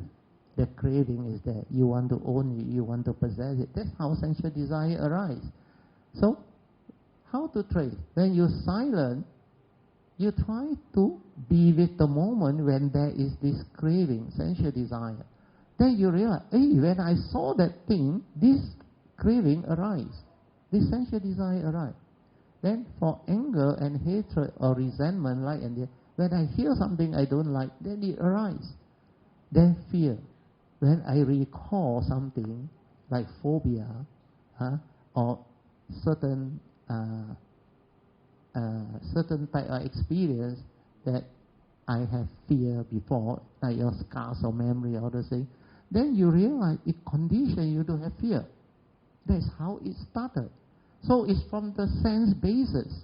That's why the Buddha say the 3rd category of cultivation under the 4 foundation of mindfulness, which is mindfulness of the essential Dhamma. Essential Dhamma. So when you are mindful means what? Means you are aware that they are there. So that can lead to wisdom and transformation. So when I am mindful of the sense basis, I can see from which sense basis the fear arises. Like recall to memory, or through hearing, or through what I see. Like you see somebody you don't like, straight away you got the dislike, the anger, the what. This is habitual tendency because you have been like that for so long. When you silent, only you can trace. When you think and analyze, you cannot trace. Means you don't do anything. In life, maintain awareness. Then you know when the emotion arises. And when it arises, you recollect. How did it happen? Oh, after I recall this, after I heard. And this is the real realization from inside. Your awareness realize how you become angry. Then when you aware, silent, don't do anything, it ceases, you also realize it is non-self, empty, impermanent. It come and it go. So, I got no more problem. Your fear was never me. Anger was never me. Essentially, the 5 hindrances, not me. If it's not me, then why do I worry about it? I just have to develop this wisdom to be with it. Then every time I'm with it, it ceases. Every time I'm with it, it ceases. Then the 3rd category, when you're mindful of the sense basis, you trace the origination factor, you know how it come about. Then you have to recollect. How come I cannot accept what I see, what I hear, and what I recall? Why I still react? Why the habitual tendency there? Then you realize you are so conditioned.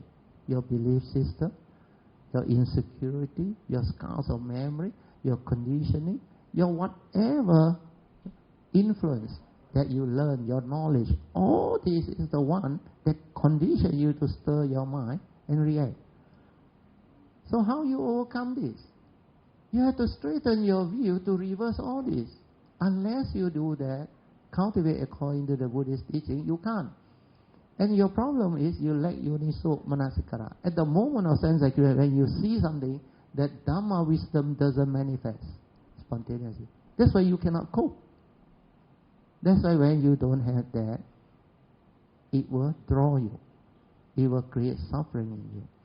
So when you understand all this, you ask yourself, what must I do? How can I straighten my view? Just like just now I share with you. When you see somebody, like the mother-in-law or the daughter-in-law, they are just the way they are. Can't you accept him for what he is? Why you allow your memory and the perception to record, oh, this guy last night cheated me. He's not sincere, he's not truthful. Then, based on that perception, the memory from the past, you react, you prejudice that person. You become unhappy, you become angry. Do you understand? That is how you learn. So if I don't react, means I have to have the wisdom to accept them for what they are. All these are karmic. She has her karma, he has his karma, you have your karma. If you don't get yourself entangled, you are not paying back karma. Understand? But you get yourself entangled, this is what they call 所知障. All your knowledge is karmic obstruction. Block you. You cannot move. Then 烦恼障, you go and worry. Lucky you cannot move. So this is how you trade. When you trade, you straighten your view. Like the Buddha said, learn to see things as they are. Yeah, they are just the way they are. Angry people do angry things. Selfish people do selfish things. Deluded people do deluded things. So what? It's taipat liu to get angry and unhappy. Understand or not? When you can accept your wife like that, she very happy. Understand or not? She won't argue with you anymore. Understand? Because the spouse take things for granted. Then you end up arguing. You also like that, why? You think you very good. Understand? But you have to understand, they are just the way they are. You have to be at peace. When you want to say something to help or advise, talk to them nicely. Apply Noble Eightfold Power. Understand? That's why develop patience, develop kindness, develop understanding. These are the virtues. This is how you cultivate. This is only people. What about the world? You complain about politics. You think Singapore very bad. Malaysia worse. I told TK already. But the world is the world. Condition like that, conscious like that, you evolve and move like that. Why you go and complain?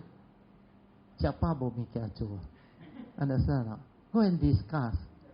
Then right and wrong. No lah, Najib lah.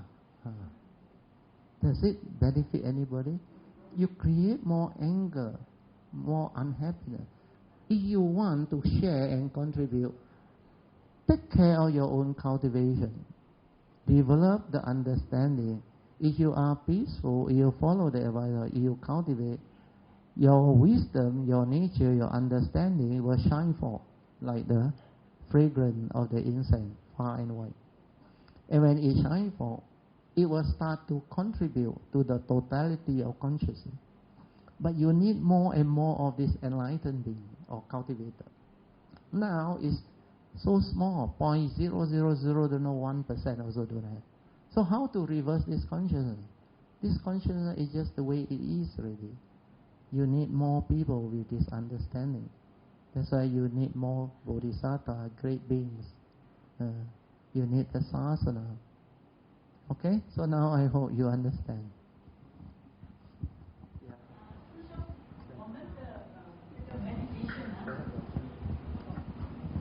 师兄，我们的 meditation 最大的障碍是我执，就是爱，就是说刚才你所介绍我们怎样跟我妹妹讲怎样cultivate，是不是要除掉这个我执？你看啊 ，anybody that know Mandarin? Anybody doesn't know Mandarin? Everybody know? Huh? You don't know. You can understand. You understand what she asked or not? What is 我知? The egoic mind, understand? That's like the mind that say I know. Who knows? The thought says he knows. But is there anything to know? There is nothing to know. Where all of your knowing come from what? Knowledge, which is memory. That's why the Mahayana, the 5 aggregate of form and mind, so xiang yun. You know what is xiang yun? Xiang yun is 所知障. 想到的想. You think you know. Like I say, what is this? Or what is this? What is this? Straight away you need the word and the concept, microphone in it. You are not having the awareness to be aware. Yeah, this one got no name. But for communication, we need words. English. Microphone. But you are not seeing this. You are thinking you know. Yeah, microphone. Settle. Produce a sound. That's it. But when I ask you further, do you see the whole thing? Are you aware? Aware means what? Like the baby newborn, no memory. How do they see? They are very cute, very naive. But there is no memory, no thought. They see things as they are. Like that painting at the back there. The direct seeing is to see things as they are without the word, without the concept, without the image. But you all like word, concept and image. Will make it easy for you to understand. And when you do that, you are not mindful. You are not aware. You are not having the awareness to be aware of the reality and the truth.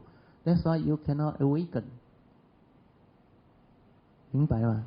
所知 means that knowing. 你以为你知道了吗？好像那个禅宗的正法，你要去学佛，你那杯水已经满了，什么茶倒进去都 overflow 出来，你学得到吗？因为 your problem is you say you know. When you think you know, how can I teach you? Understand? You already know. And what you know is knowledge, thought-based, memory. You think you know. Thinking you know is delusion. Because those who understand, like Krishnamurti said, there is nothing to know. Because knowledge, you try to know. Understand? You try to memorize. You use the thought. All knowing comes from memory.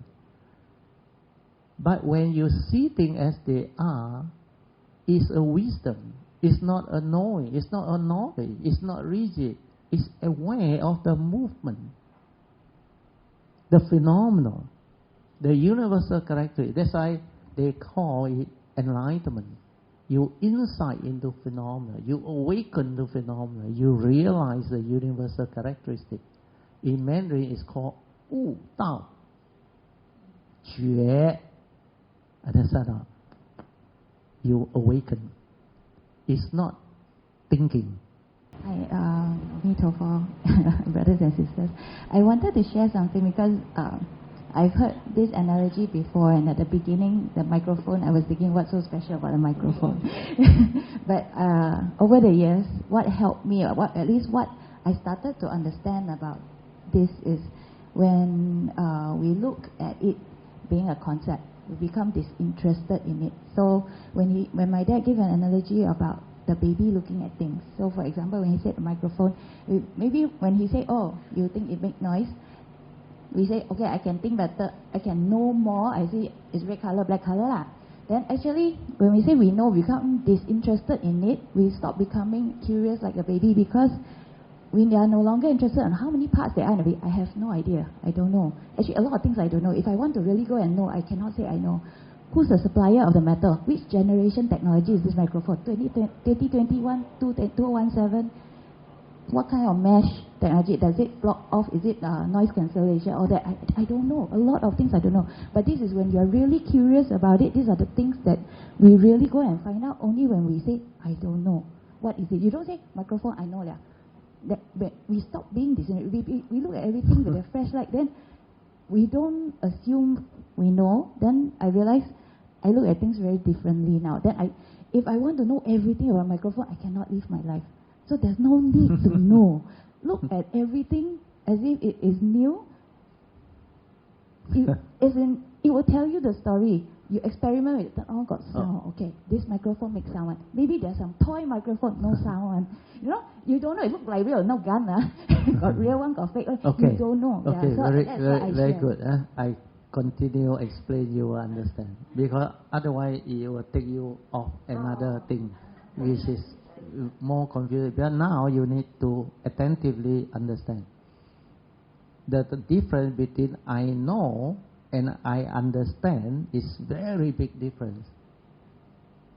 You know what is understand? Understand means you comprehend. You have realized it. You understand what it is. It's not a knowledge. It's not rigid. Condition like that, things will be like that. How can you say you know? Well, everything is in a state of flux, evolving, moving. You are not alone. You are one of the billions. How can you know? That's why, pardon me for saying that, those who try to predict and say all those things, forget about it. I mean, there are such things as prediction, even in the Buddhist teaching. Sakyamuni Buddha was predicted to be a Sammasambuddha much later. But that one is different, understand? That prediction is not based on guesswork, understand? That prediction is based on understanding that the Buddha to be, he has this perfection, wisdom and cultivation that enable him to vow and create the causes and conditions to manifest as a Sammasambuddha at that time. And this parami is so powerful, it overrules everything on. That's why it can be predicted. But sometimes it also can change. I give you another example, you will know. Like Singapore. Okay. When Lee Hsien Loong was the Prime Minister, he has a nature that can enable him to make a lot of decisions for Singapore. Yeah. Understand? The cabinet can approve, then he can change. Means he is in that position to do it because he has the authority. Understand? So in the spiritual field, it's the same. If you cultivate until you are like a prime minister of a country or prime minister of a major continent, then you have the power to decide certain things. Understand? But if you are just an ordinary Singaporean, look kong hami tu bo yong. Understand? But if you are at least a councillor, you can say something. Understand? Or a member of parliament, you can at least bring about. But your power to change is limited. Understand? But as a minister, you different again, no. Your power to change. So cultivator is the same. When your parami develop, you have power to understand things and cause things to arise because of your wisdom. That's why that type of prediction can happen. But the other one, fortune teller one, forget about it. For all the feng shui or things, forget about it. Why I say forget about it? There is certain science about feng shui. Don't get me wrong. But what is feng shui? Man and nature must harmonize. You think that is what karma is? You don't take off karma. Take care of karma. Whatever feng shui you have, you will die, I tell you. It doesn't help. If you don't take care of karma, your feng shui all temporary. It's short-term benefits and all things. So understanding truth and reality is important. When I understand, it's not a knowledge. Any situation it manifests, the understanding is there. It's not rigid. That's why I always tell the Kayamita not to quote me. You know why? He said, Brother Teoh say one law. What did I say? I may say the right thing because I know the causes and conditions behind. But you use my word without my understanding, you know what happened? He will go and quote, no. Brother Teoh say, fear not you, malu kanchong cho me. But he hasn't realized it, understand or not? Kong jia li hai, cho me Teoh. This is exactly what I mean. Then sometimes I say, hey, why you like that? Brother Teoh say, if he got this problem, depression, suicidal, ask for forgiveness lah. Then Vow not to repeat, cultivate. You can repeat my word, but do you understand what I mean? So, wisdom and understanding need to be realized. It's an awakening. It's not a knowledge. You cannot listen and copy and apply. Understand or not? So I hope you are not frightened by the word nothing to know. Don't try to know. Then you will ask the next question. Hey, like that, how to live life? Everything also don't want to know. It's not like that. Thought has its purpose in life. Thought is useful when the user of thought has the wisdom. That's why the Noble Eightfold Path says right view leading to right thought. Understand or not? Then right thought has its purpose. It brings about harmony, understanding, love, compassion, all the virtue. These are right thought without the evil roots. Then thought also has its usage. To learn the science, the arithmetic, or the technical thing, you need thought, because this is the tool, the instrument that you need to have. Then to remember how you sign your checkbook, you also need thought, understand or not? Where you stay, where you address it, you also need thought. That's why you become very confused. Thought is the culprit, I don't want to use thought. No. When it comes to spiritual cultivation, psychological problem, you cannot use thought. Because the spiritual understanding, the Dhamma, is beyond thought. Akaliko. You understand or not? Sanditiko can be realized in the here and the now. Beyond thought, beyond time. That's why when you cultivate, don't use thought.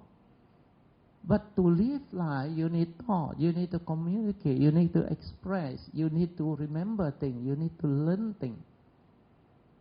But when you have problem in life, suffering like fear, worry, anxiety, these are psychological memory that concern your thought process. If you use thought, you cannot come out of it. You need wisdom to come out of it. And that one, you must have the silent mind to meditate, to develop awakening, awareness, and understand how you become deluded, how you landed like that, then straighten your view and reverse all this. That's why psychological problem don't use thought. But thought has its purpose. That's why in the teaching there is right thought. That's why it becomes like very confusing. But when you understand, all these fall into place and become very beautiful. That is what understanding is all about. When I understand, I am free. The other example, easier to understand. Let's say you go to school, primary school. Your teacher teach you addition, okay? 3 plus 4, 7 is that. But 5 plus 2 also 7, you know. 6 plus 1 also 7, no. So there was a joke. One of the parents asked the son. He said, "What do you learn in school?" He said, "Arithmetic." So the father said, "What did your teacher teach you?" He said, "The teacher stupid one." Why? He said, "Daddy, you already taught me what? 5 plus 2, 7 what? He tell me 6 plus 1 also 7. 3 plus 4 also 7. The kid learn memory. Understand? He doesn't teach him the logic of maths. When you understand the logic of maths, it's not a knowledge. Knowledge is rigid. My father said, no, 5 plus 2 only 7 now. What type of rubbish are you teaching? You become like that. You understand? That's why I say this is easier to understand. One is understanding based on your understanding of how maths come about. Means you don't memorize. You don't take it as a knowledge. You learn it to develop understanding. When I understand, there is a logic behind, like nature's law. Deluded people do deluded things. Selfish people do. There is a logic behind. I cannot say everybody also tell lie. One general statement. How can you say that? A lot of enlightened beings who has the precept, they never violate their precept. You cannot just, like knowledge, rigid. That's why a lot of people come and tell me, "But Teoh, we are human being ma. Human being make mistake ma." How you answer them? I say, if you want to decide to make mistake, it's your life. You decide, you choose, you continue. Understand or not? Then find out yourself. When you hit the wall, don't come and complain. Don't say, Brother Teoh never tell me. I already told you the nature's law, but you want to justify. You know what? Justify. I human being ma. Human being all make mistake ma. You understand or not? This is how people get into trouble. They are not serious about life, but they don't want to change. They don't want to improve. They just want to give excuses. Understand or not? If like that, you cannot learn. You cannot change. You cannot transform. So the teaching is very simple when you understand. But when you don't understand, you become too complicated up there. You end up having all this problem, which is not only you alone. I used to tell TK, a lot of people worse than him or like him. Because people who don't understand the true Dhamma, they behave like that. Even Lorita meditate how long? You also in the Dhamma very long, is that, huh? YK? Not that long as Yeah lah. But like TK also said, but what did you all learn? Knowledge, mainly thought-based. That's why it's not applicable to life. It cannot be a living reality. It cannot transform living being. And I don't blame you all, because there are a lot worse than you. At least you have the condition to listen to this. I tell you, your root must be very, very strong. Affinity with Triple. Otherwise you cannot hear this teaching, I tell you. Okay, better end. 4 o'clock. I really want to say a big thank you to Brother Teoh no problem. and You should thank your TK. family. Yeah, thank everyone, you know, having the association to be here. Yeah. And surely I really have very good takings for today. Sadhu. Especially the understanding of what is equal to 7, you know. Yeah. I think that is a very, very good example, of how you come knowledge, to 7, when right? you are rigid and knowledge, you cannot change. You are rigid. You cannot shift the understanding. But you don't want to learn. You just want to memorize. Exactly. And it's as if that, there's only one type of people in the world, you know. Yeah, one type of answer. Only one type of answer. And one type of people that actually only have this rule, you know, only have this way. It's the same as what? Like you listen, this one will interest you. It's just like your pants, one size fit all. Can or not? You hear a lot of seminar, people say, the best way to bring up the child. One size fit all. Not every child background like that one. Not every child interested in that type of thing one. Maybe the parent very impressed, very interested, then pay a lot of money, go and listen. Then they come back, they force the child, create karma, get into trouble again. In future, they become the victim.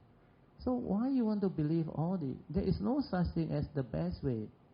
The most appropriate way is to observe them and see their talent, their potential, and support them. Do your duty. If you do that, in future you will have parents that will support you, observe you, and also sacrifice for you and help you achieve what you want in life. And this is what you want in life. You don't want to have parents who force you to do things that you don't like in life.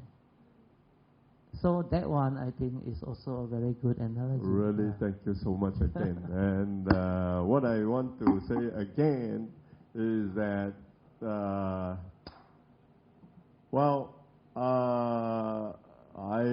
if it's possible that if you come down to Singapore, I really personally invite you to be back here.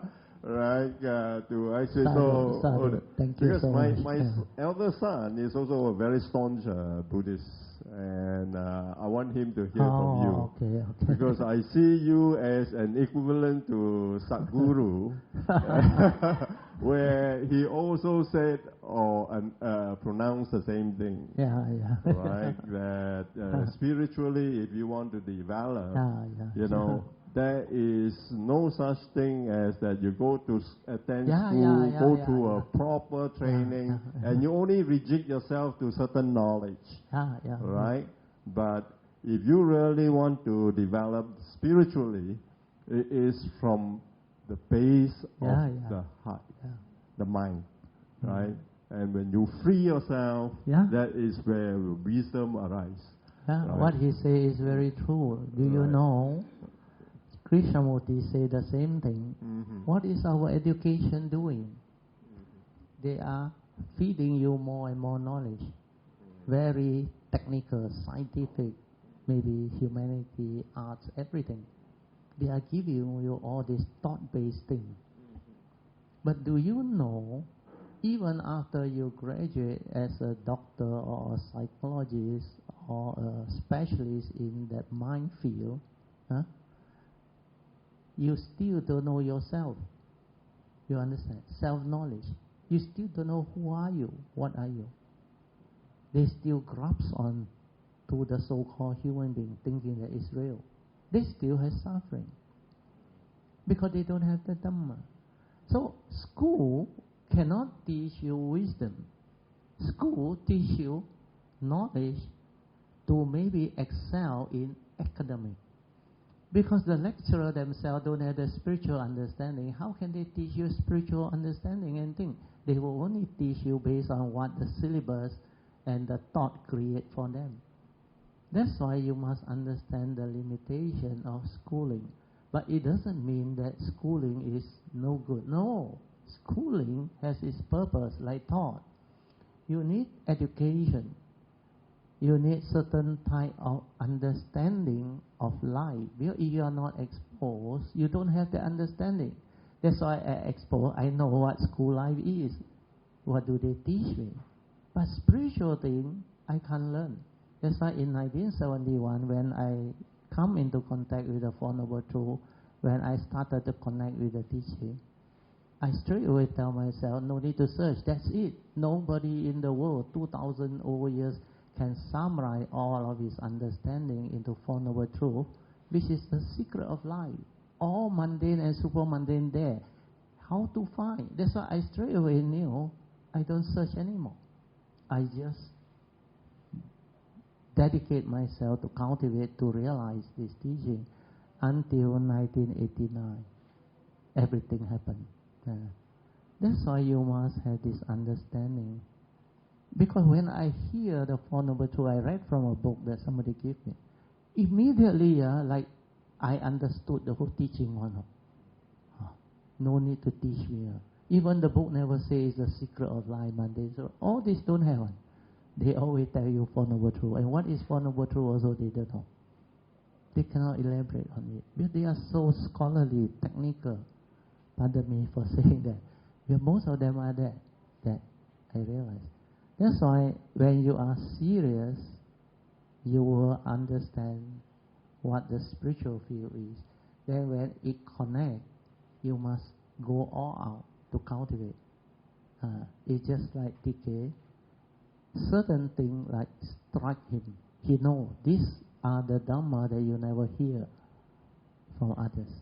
Why? Because in the past he heard this before, but he didn't that time determine to cultivate to have the understanding stabilized. He rejoiced. He liked. He said, beautiful, beautiful.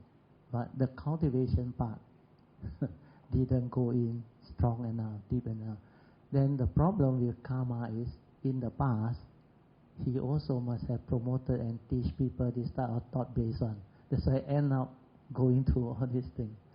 You will end up becoming that devotee. Mix with people who learn all those things. But this is what you cause people to get lost. Then when you come, you go through this first.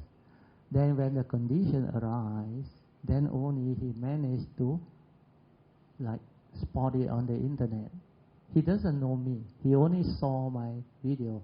like she shared this morning. He said at first he was not interested. He wanted to switch it off. But somehow, don't know why, he go and click on one of the video. Then he heard, hey, this Dhamma different, living Dhamma, no, he said, can make it a living reality, one, no. He never heard before. But this is from the past. Hit him, like I saw the Four Noble Truths. I straight away, no need to ask already. No need to search it. That's it. Nobody can do that.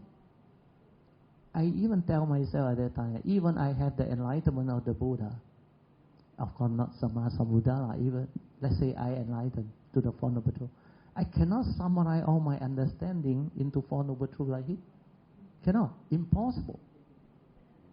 But he can. Oh. That's why when I saw the Four Noble Truths, I said, wow, this is a secret of life. This is what I need. This is what I have been searching for. That's why straight away, I understand that when I cultivate, everything falls into place. It's like automatic. Actually, nobody really taught me. I have teachers, I have guides, but they teach me other things. Thank you again. Really, okay. thank you again. So Sorry. I really don't want to spend everybody's time. Yeah. So anyway, something to say? Let your wife darling. say something. The host. we You like want to thank them or what? You can all share. the Kalyana staff For attending. And Brother Teoh, for your enlightening talk today. The questions, the mundane, conventional way of thinking of ours. We have gone through some very, knowledge-based kind of Buddhist teaching. So all the while, I thought that pariyati is learning first, so we learn. Then pariyati, pati is to practice. Putting into practice, that part you all don't understand. Where you practice without understanding. You practice by following instruction. Yes. And what is instruction? Method, technique is a series of instructions that come from the thought process. Do. Who do? The thought do. The thought actively do. You create more thought. How can you be mindful? How can you be aware? So all these are skillful means to anchor the mind. Because the meditation object and whatever chanting or what is to anchor the mind, because they have problem in making the mind quiet and silent. But they think a lot. So the only way is to come out with method and technique to focus, concentrate and fix the mind so that you experience calm, peace. That's why you go to retreat, wow, you say it's good. You never experienced this calmness before. But is this meditation? No, this is a serious instruction to do things. And who is doing? The thought is doing. The thought is noting, focusing. Most of the time, you feel stressed because so painful. You realize in the retreat, every day walk and sit, your leg also, then you become like very boring. What am I doing? I might as well have a cup of coffee and watch football. Why am I wasting my time here? That's why meditation retreat is not to torture yourself. I always say, why you go and torture yourself without understanding? You're supposed to relax, maintain awareness, and have a clear mind to enjoy the session, to be at peace, to understand, to observe, to learn, not to accumulate knowledge. Understand? Learn means observe, understand, awaken. That is what you're supposed to do. So maintain awareness means be attentive, listen, don't think. But if I ask you not to think, you say cannot. We are born with think. It's not you are born to think. The baby doesn't. No, the baby never think. Never think, Because you are creating the conditioning in the baby. Because you every say, Papa, Mama, then apple. All these are memory, learning. So what the kid do is, when they have a lot of memory and knowledge, it clogs the brain. This brain is not creative anymore. That's why they cannot be a creative child. They cannot be like a child that is gifted unless the karma is like that. You understand? Yes. That's why knowledge bind, clog, free the mind. You want to teach them understanding. Why things are like that, understand. Then don't accumulate. Don't try to remember. Unless mundane things that are useful, then you have to remember, like your name, where you stay, you must remember how you sign your check. Yeah. So this is what learning is all about. When you learn, you have an open mind. You don't clog your memory. How many of you have studied until when you are studying, until your brain cannot take it anymore? Oh, never so hardworking. Never. I experienced it when I was in the university, third year. I was so good at studying. I can study very well, but too much thing to remember, because the subject is so wide, the field is so wide, and I was doing engineering, so I was able to actually develop the understanding until later on I break free from that memory, that knowledge, because it happened until my brain cannot hold things. It's like want to shut down and make me sleep. In the exam, I lapse into the unconscious, I sleep and rested for 2-3 minutes, a few times. Then I realized something not right. Then I also last night didn't know. People tell me, half-boiled egg cannot eat too much. Egg yolk don't eat. Because of that, not enough protein, not enough energy, I cannot study. Because the brain shut down already. Then I realized something not right. I went back and sleep. I don't want to know. Then when I wake up, I feel fresh again.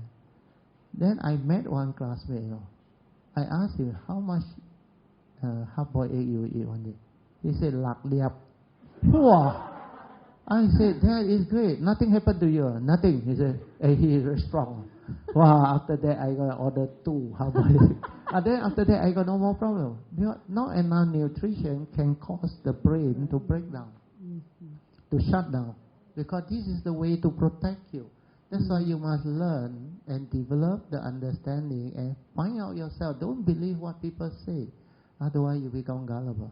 So can we say that we have to experience it ourselves? That is what realization is. Okay. When you really investigate, like the Buddha say, ehi pasiko, but this teaching is the truth. It's stand up to investigate. So how to investigate it? You must reflect, contemplate, and check inside. Like the Buddha say, you are the 5 aggregate of form and mind. Am I really that? I cannot use the knowledge. Buddha say, you believe, you never investigate. But when you investigate, you check. Oh, there's a physical body. Then, there's a consciousness trapped inside. Then what can my mind do? Why he say the 5 aggregate is Rupa, Vedana, Sanya, Sankhara, Vijnana. If I don't understand this 5 aggregate, I cannot put it to test. When I grasp and cling, I suffer. I cannot test. So I must know. That's why the 2 aspect is not in the teaching. Nobody teach like that. I came out with the understanding I teach. How do you balance between faith and investigation? It's not faith and investigation. No. You see, the 7 factors of enlightenment is what? 7 factors of enlightenment that make you enlightened. You should know that. Sati. Then Dhamma Vichaya. This is what you want to know. So with Sati, when you are mindful and aware, only you can investigate the Dhamma. Dhamma investigation. Dhamma investigation is not thinking. Understand or not? You need Sati. Awareness to be aware. Like just now, the 4 foundation of mindfulness. The 6 internal sense bases. You need to be aware. You need to be there. Be with it. It's not a knowledge or a thought where you go and think and rationalize and think you know. So investigation can only come when you have sati. And sati alone, without investigation, cannot give you faith. You know why? After you investigate, that truth stand up to investigation, like Dhammapada verse 1 and 2. You break the precept, you suffer. You cultivate, your life improve. You change for the better. Then you realize this is so true. Then you become like very, very strong in your faith, in the Buddha. You stand up to investigation. That's why the faith will drive you to get the third factor of enlightenment, which is what? Virya. Virya is not energy. That one worse still. Theory. No, you must listen. That's why theory without understanding is very dangerous. Virya is not effort. You know the Noble Eightfold Path, the four right effort, the Buddha used a different term. Sama Vayama. Vayama. He never says Sama Virya. So all this I cannot differentiate. No, you don't investigate, you don't like check, you believe, lock, stock and barrel, understand? Yeah, everybody believe, I also believe. But you are a person who doesn't really understand things. You like Maggie Me, instant one. Teach me how to meditate. Immediately enlightened one. You are not interested in finding out. When you are interested in finding out, that understanding actually prevents you from making mistake or becoming gullible. A lot of people, same problem with you. Why virya is not effort? Well, effort is somehow vayama, is another Pali word. So virya is a spiritual tenacity, a zeal, Z-E-A-L.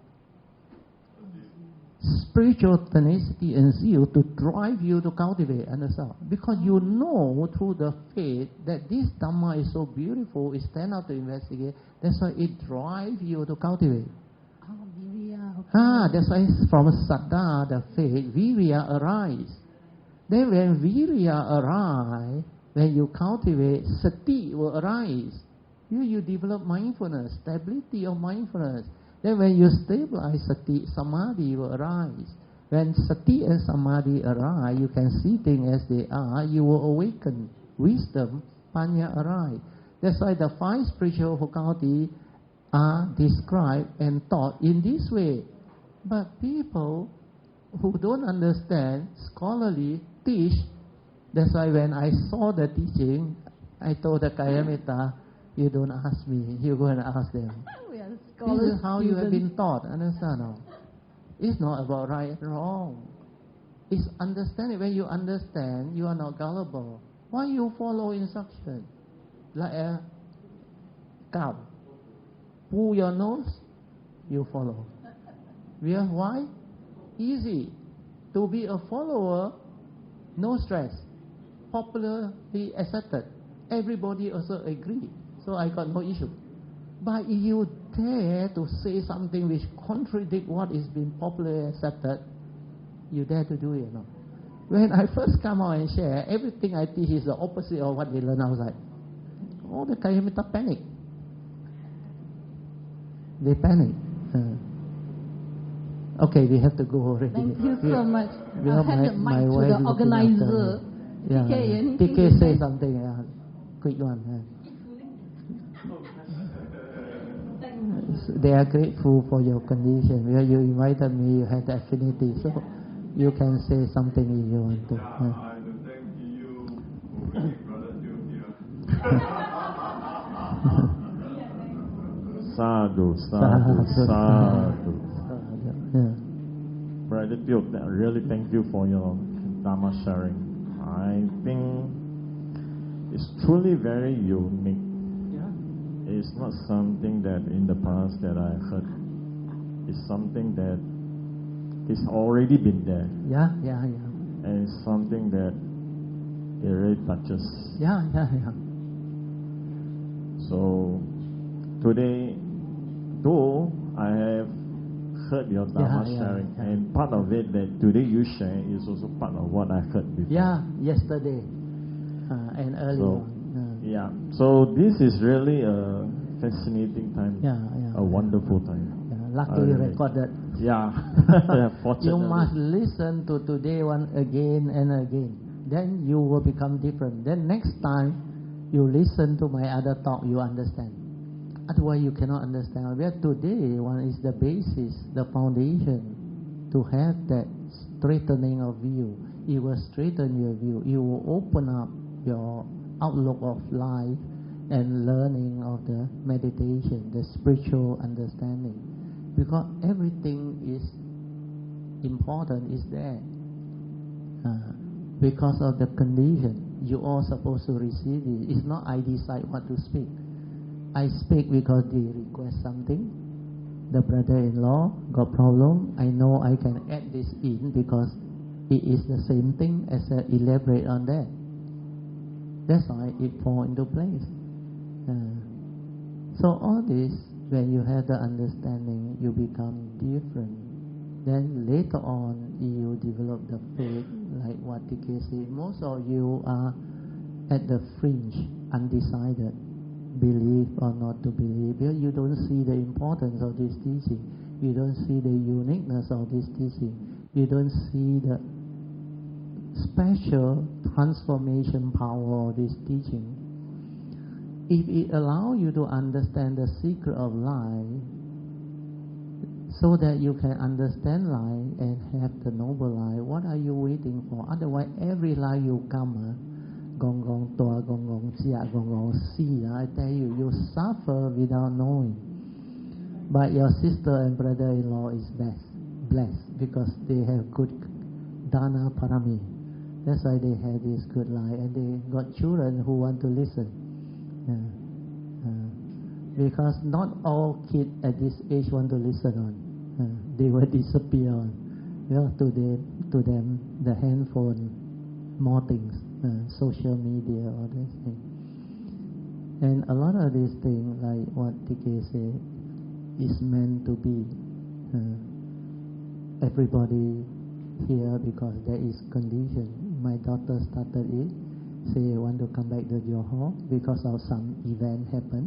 Then I want to visit Singapore. Then I say, okay, I also go down Singapore. Yeah?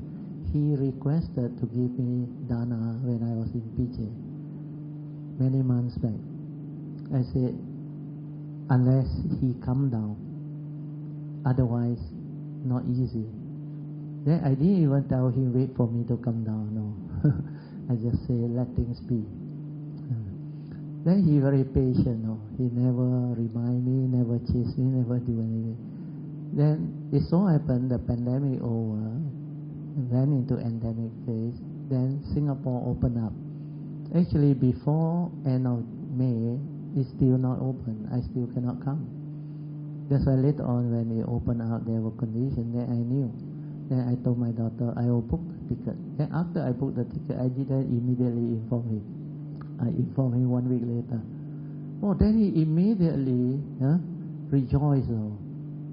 Then, of course, 1 or 2 days later only he texts me. He said, meant for him. I said, yeah, it's meant for you. Then Po Cheng also come to know. Then Po Cheng also request. So he booked me 1 day. She booked me another day. My 2 days is gone. But Brother Chia, I know him very long. He came to my retreat.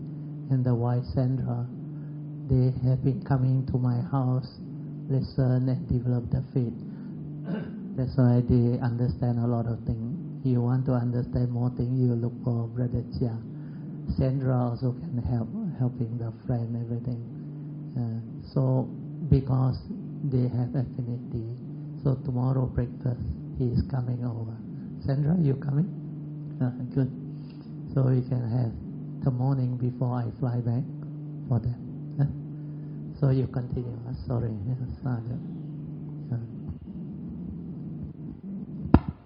As what Brother Bill said, I think the past parami that we had, allows us to be in this condition today.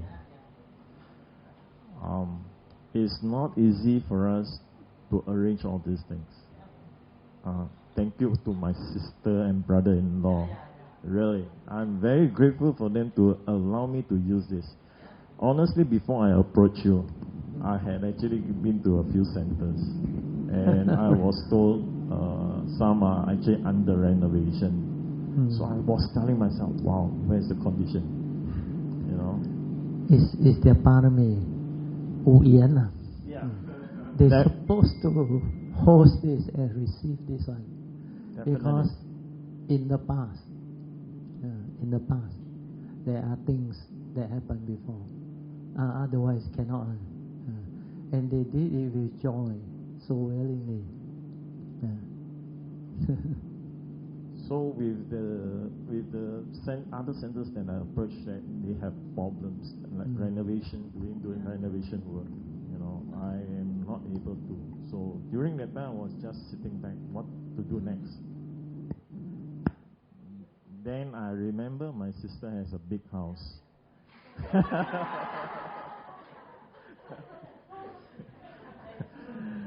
Okay, so I know my house is small. It's a HDB flat, 4-room flat, which is very small. So if I want to provide a conducive venue for everyone to come in and create this super parami, all right, my house cannot accommodate all of them. That's for sure. And first of all, I don't have this mic system also. So, and my sister came to my thought. I approached her.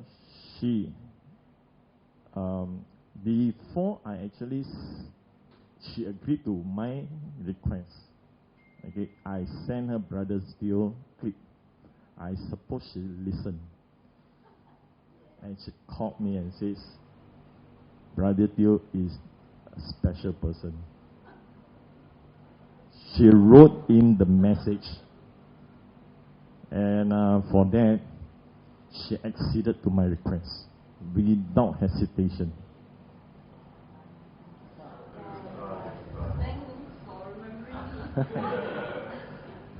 So these are all the conditions that I actually gone through. You know, organizing. This thing is really something that I have learned. This is the first time that I actually organize things like this. And it actually went smoothly. Very smoothly. Like Po Cheng, the MRT station, exactly down the train your car arrived. And no need to worry or what. Meant to be will be. You're not meant to be here, you cannot be here. I tell you, you cannot be here.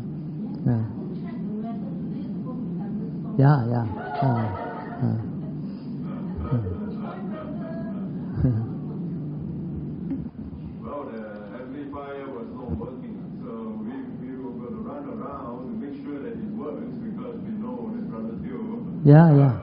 That's why. Do you know why they want it to be recorded? Because it's the being up there. It is not only you all. That's why the condition came when Lorita asked me that question. Then I said, don't worry, it will be recorded. Because he said, you will come late. And I said, no, he may not hear. And recorded. Then, I think she called you. He said, I cannot find. Then I said, don't worry. I will look for a recorder. Because just letting you. Then I found my old recorder now. 7 years already, never used. Hopefully record. Then the thing came out. Then you know why? My Kayamita knew. Everywhere I go, my talk very special. That's why they want me to video. I said, never mind, forget about it. Too troublesome video. But I saw somebody with a camera. And I saw, oh, never mind. I saw you took some video. You can share it with TK and forward to us. Well, my Kayamita there wants to see, so that they can develop. We got one annual thing, Kayamita gathering. Every year we have. So all the event that I attended or go and do the sharing, they will have all the photos so that they can put inside the year-end Kayamita gathering clip. Then all these people can rejoice, give them faith and all these things. So faith is very important. when you have the condition to see, listen, rejoice, you will benefit. And I can tell you, this one, when it come out, a lot of people will benefit. You will benefit. These are the teaching, which is a living reality that can only be realized by the individual who cultivate. But through your parami, you listen, you will know it's different. It's not like somebody trying to argue his way out and trying to be right. No need. Everything I say is like not only logical, like so profound, so deep. Like your husband, wife say, a lot of understanding arise where this sharing open him up, make him understand things so differently. And for you, take time, because you and TK same, your karmic past conditioning. When you have knowledge conditioning, you cannot listen, because you compare, you use this memory, your views, opinion, and conditioning to approach the teaching. That's why when I ask you the first category of the fourth foundation of mindfulness, you have to recall through memory. Then you listen to Pocheng, 5 mental hindrance. But the 7 are very straightforward. These are essential Dhamma. First, mindfulness of the 5 mental hindrance. Then mindfulness of the 5 aggregate of form and mind, Wu Yun. Then the third one is mindfulness of the 6 internal sense bases and 6 external sense bases. Then the fourth one is mindfulness of the 7 factors of enlightenment. If you don't cultivate the 4 foundation of mindfulness, the 7 factors of enlightenment cannot come out. So when you see the 7 factors of enlightenment, you will know you are on the right path. Like just now we go through Sati, Dhamma, Vichaya, then Virya. When your Virya is there, it will drive you all out to cultivate. You will realize Pasati. Pasati is the 5th enlightenment factor. And that one is your silent mind, your true mind. Then you will realize Samadhi. Your mind become collected, unwavering. Then you can see things as they are and awaken and develop the wisdom that give rise to the Upekkha mind, equanimity mind. That's how it happens. Then once the 7 factors of enlightenment arise, you will realize the Four Noble Truths, the Three Turning, and the enlightenment. So Avijja Sutta also says, step 8 just now I didn't finish. After step 8 you cultivate. The step 9 is 7 factors of enlightenment will arise. And when it arises, you know you're on the right path. Then final enlightenment sequence is realize the enlightenment in the here and now. That is what that sutta is, Avijja Sutta. They are all linked and connected. Okay? So have faith. Okay. Sadhu, sadhu. I need to give blessing to the house where they requested for it. So I will do it quickly. At the same time, we share merit, transfer merit. This is for the good of your brother-in-law and sister, because of their parami. Okay, I will chant in Pali. If you understand, you can follow me. Then after that, I will maybe read out the English translation. Okay. It's also inside this chanting book, page 14. Blessings, sharing of merits, seeking forgiveness and making aspiration. This is a very complete closing puja and blessing ceremony. Sabbe tiyo vivajantu sabbarogo vinasatu mate bhavatvantrayo sukhi digayo bhavatu sabba mangalang rakhantu sabba devata sabba buddhanubhavena sada soti bhavantu te bhavatu sabba mangalang rakhantu sabba devata Sabba dhamma nubhavena sada soti bhavantu te bhavatu sabba mangalang rakkantu sabba devata sabba sanghanubhavena sada soti bhavantu te nakata yatta buttanang papaka nivarana paritasanubhavena hantva tesang upadave sabbe buddha balapata pacekanang ca yang balang arahantanang ca tejena rakham badami sabbaso.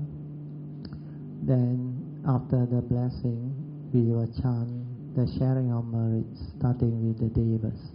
Akasatta ca bhumata deva naga mahindika punyang tang anumoditva cirang rakkantu lokasasana ittavata camehi sampadan punya sampadan sabbe deva anumodantu sabba sampati siddhya idang adevo satu kalina sasa sampati hetu ca vito bhavatu loko ca raja bhavatu dhammiko. Then we share merits with all the other beings.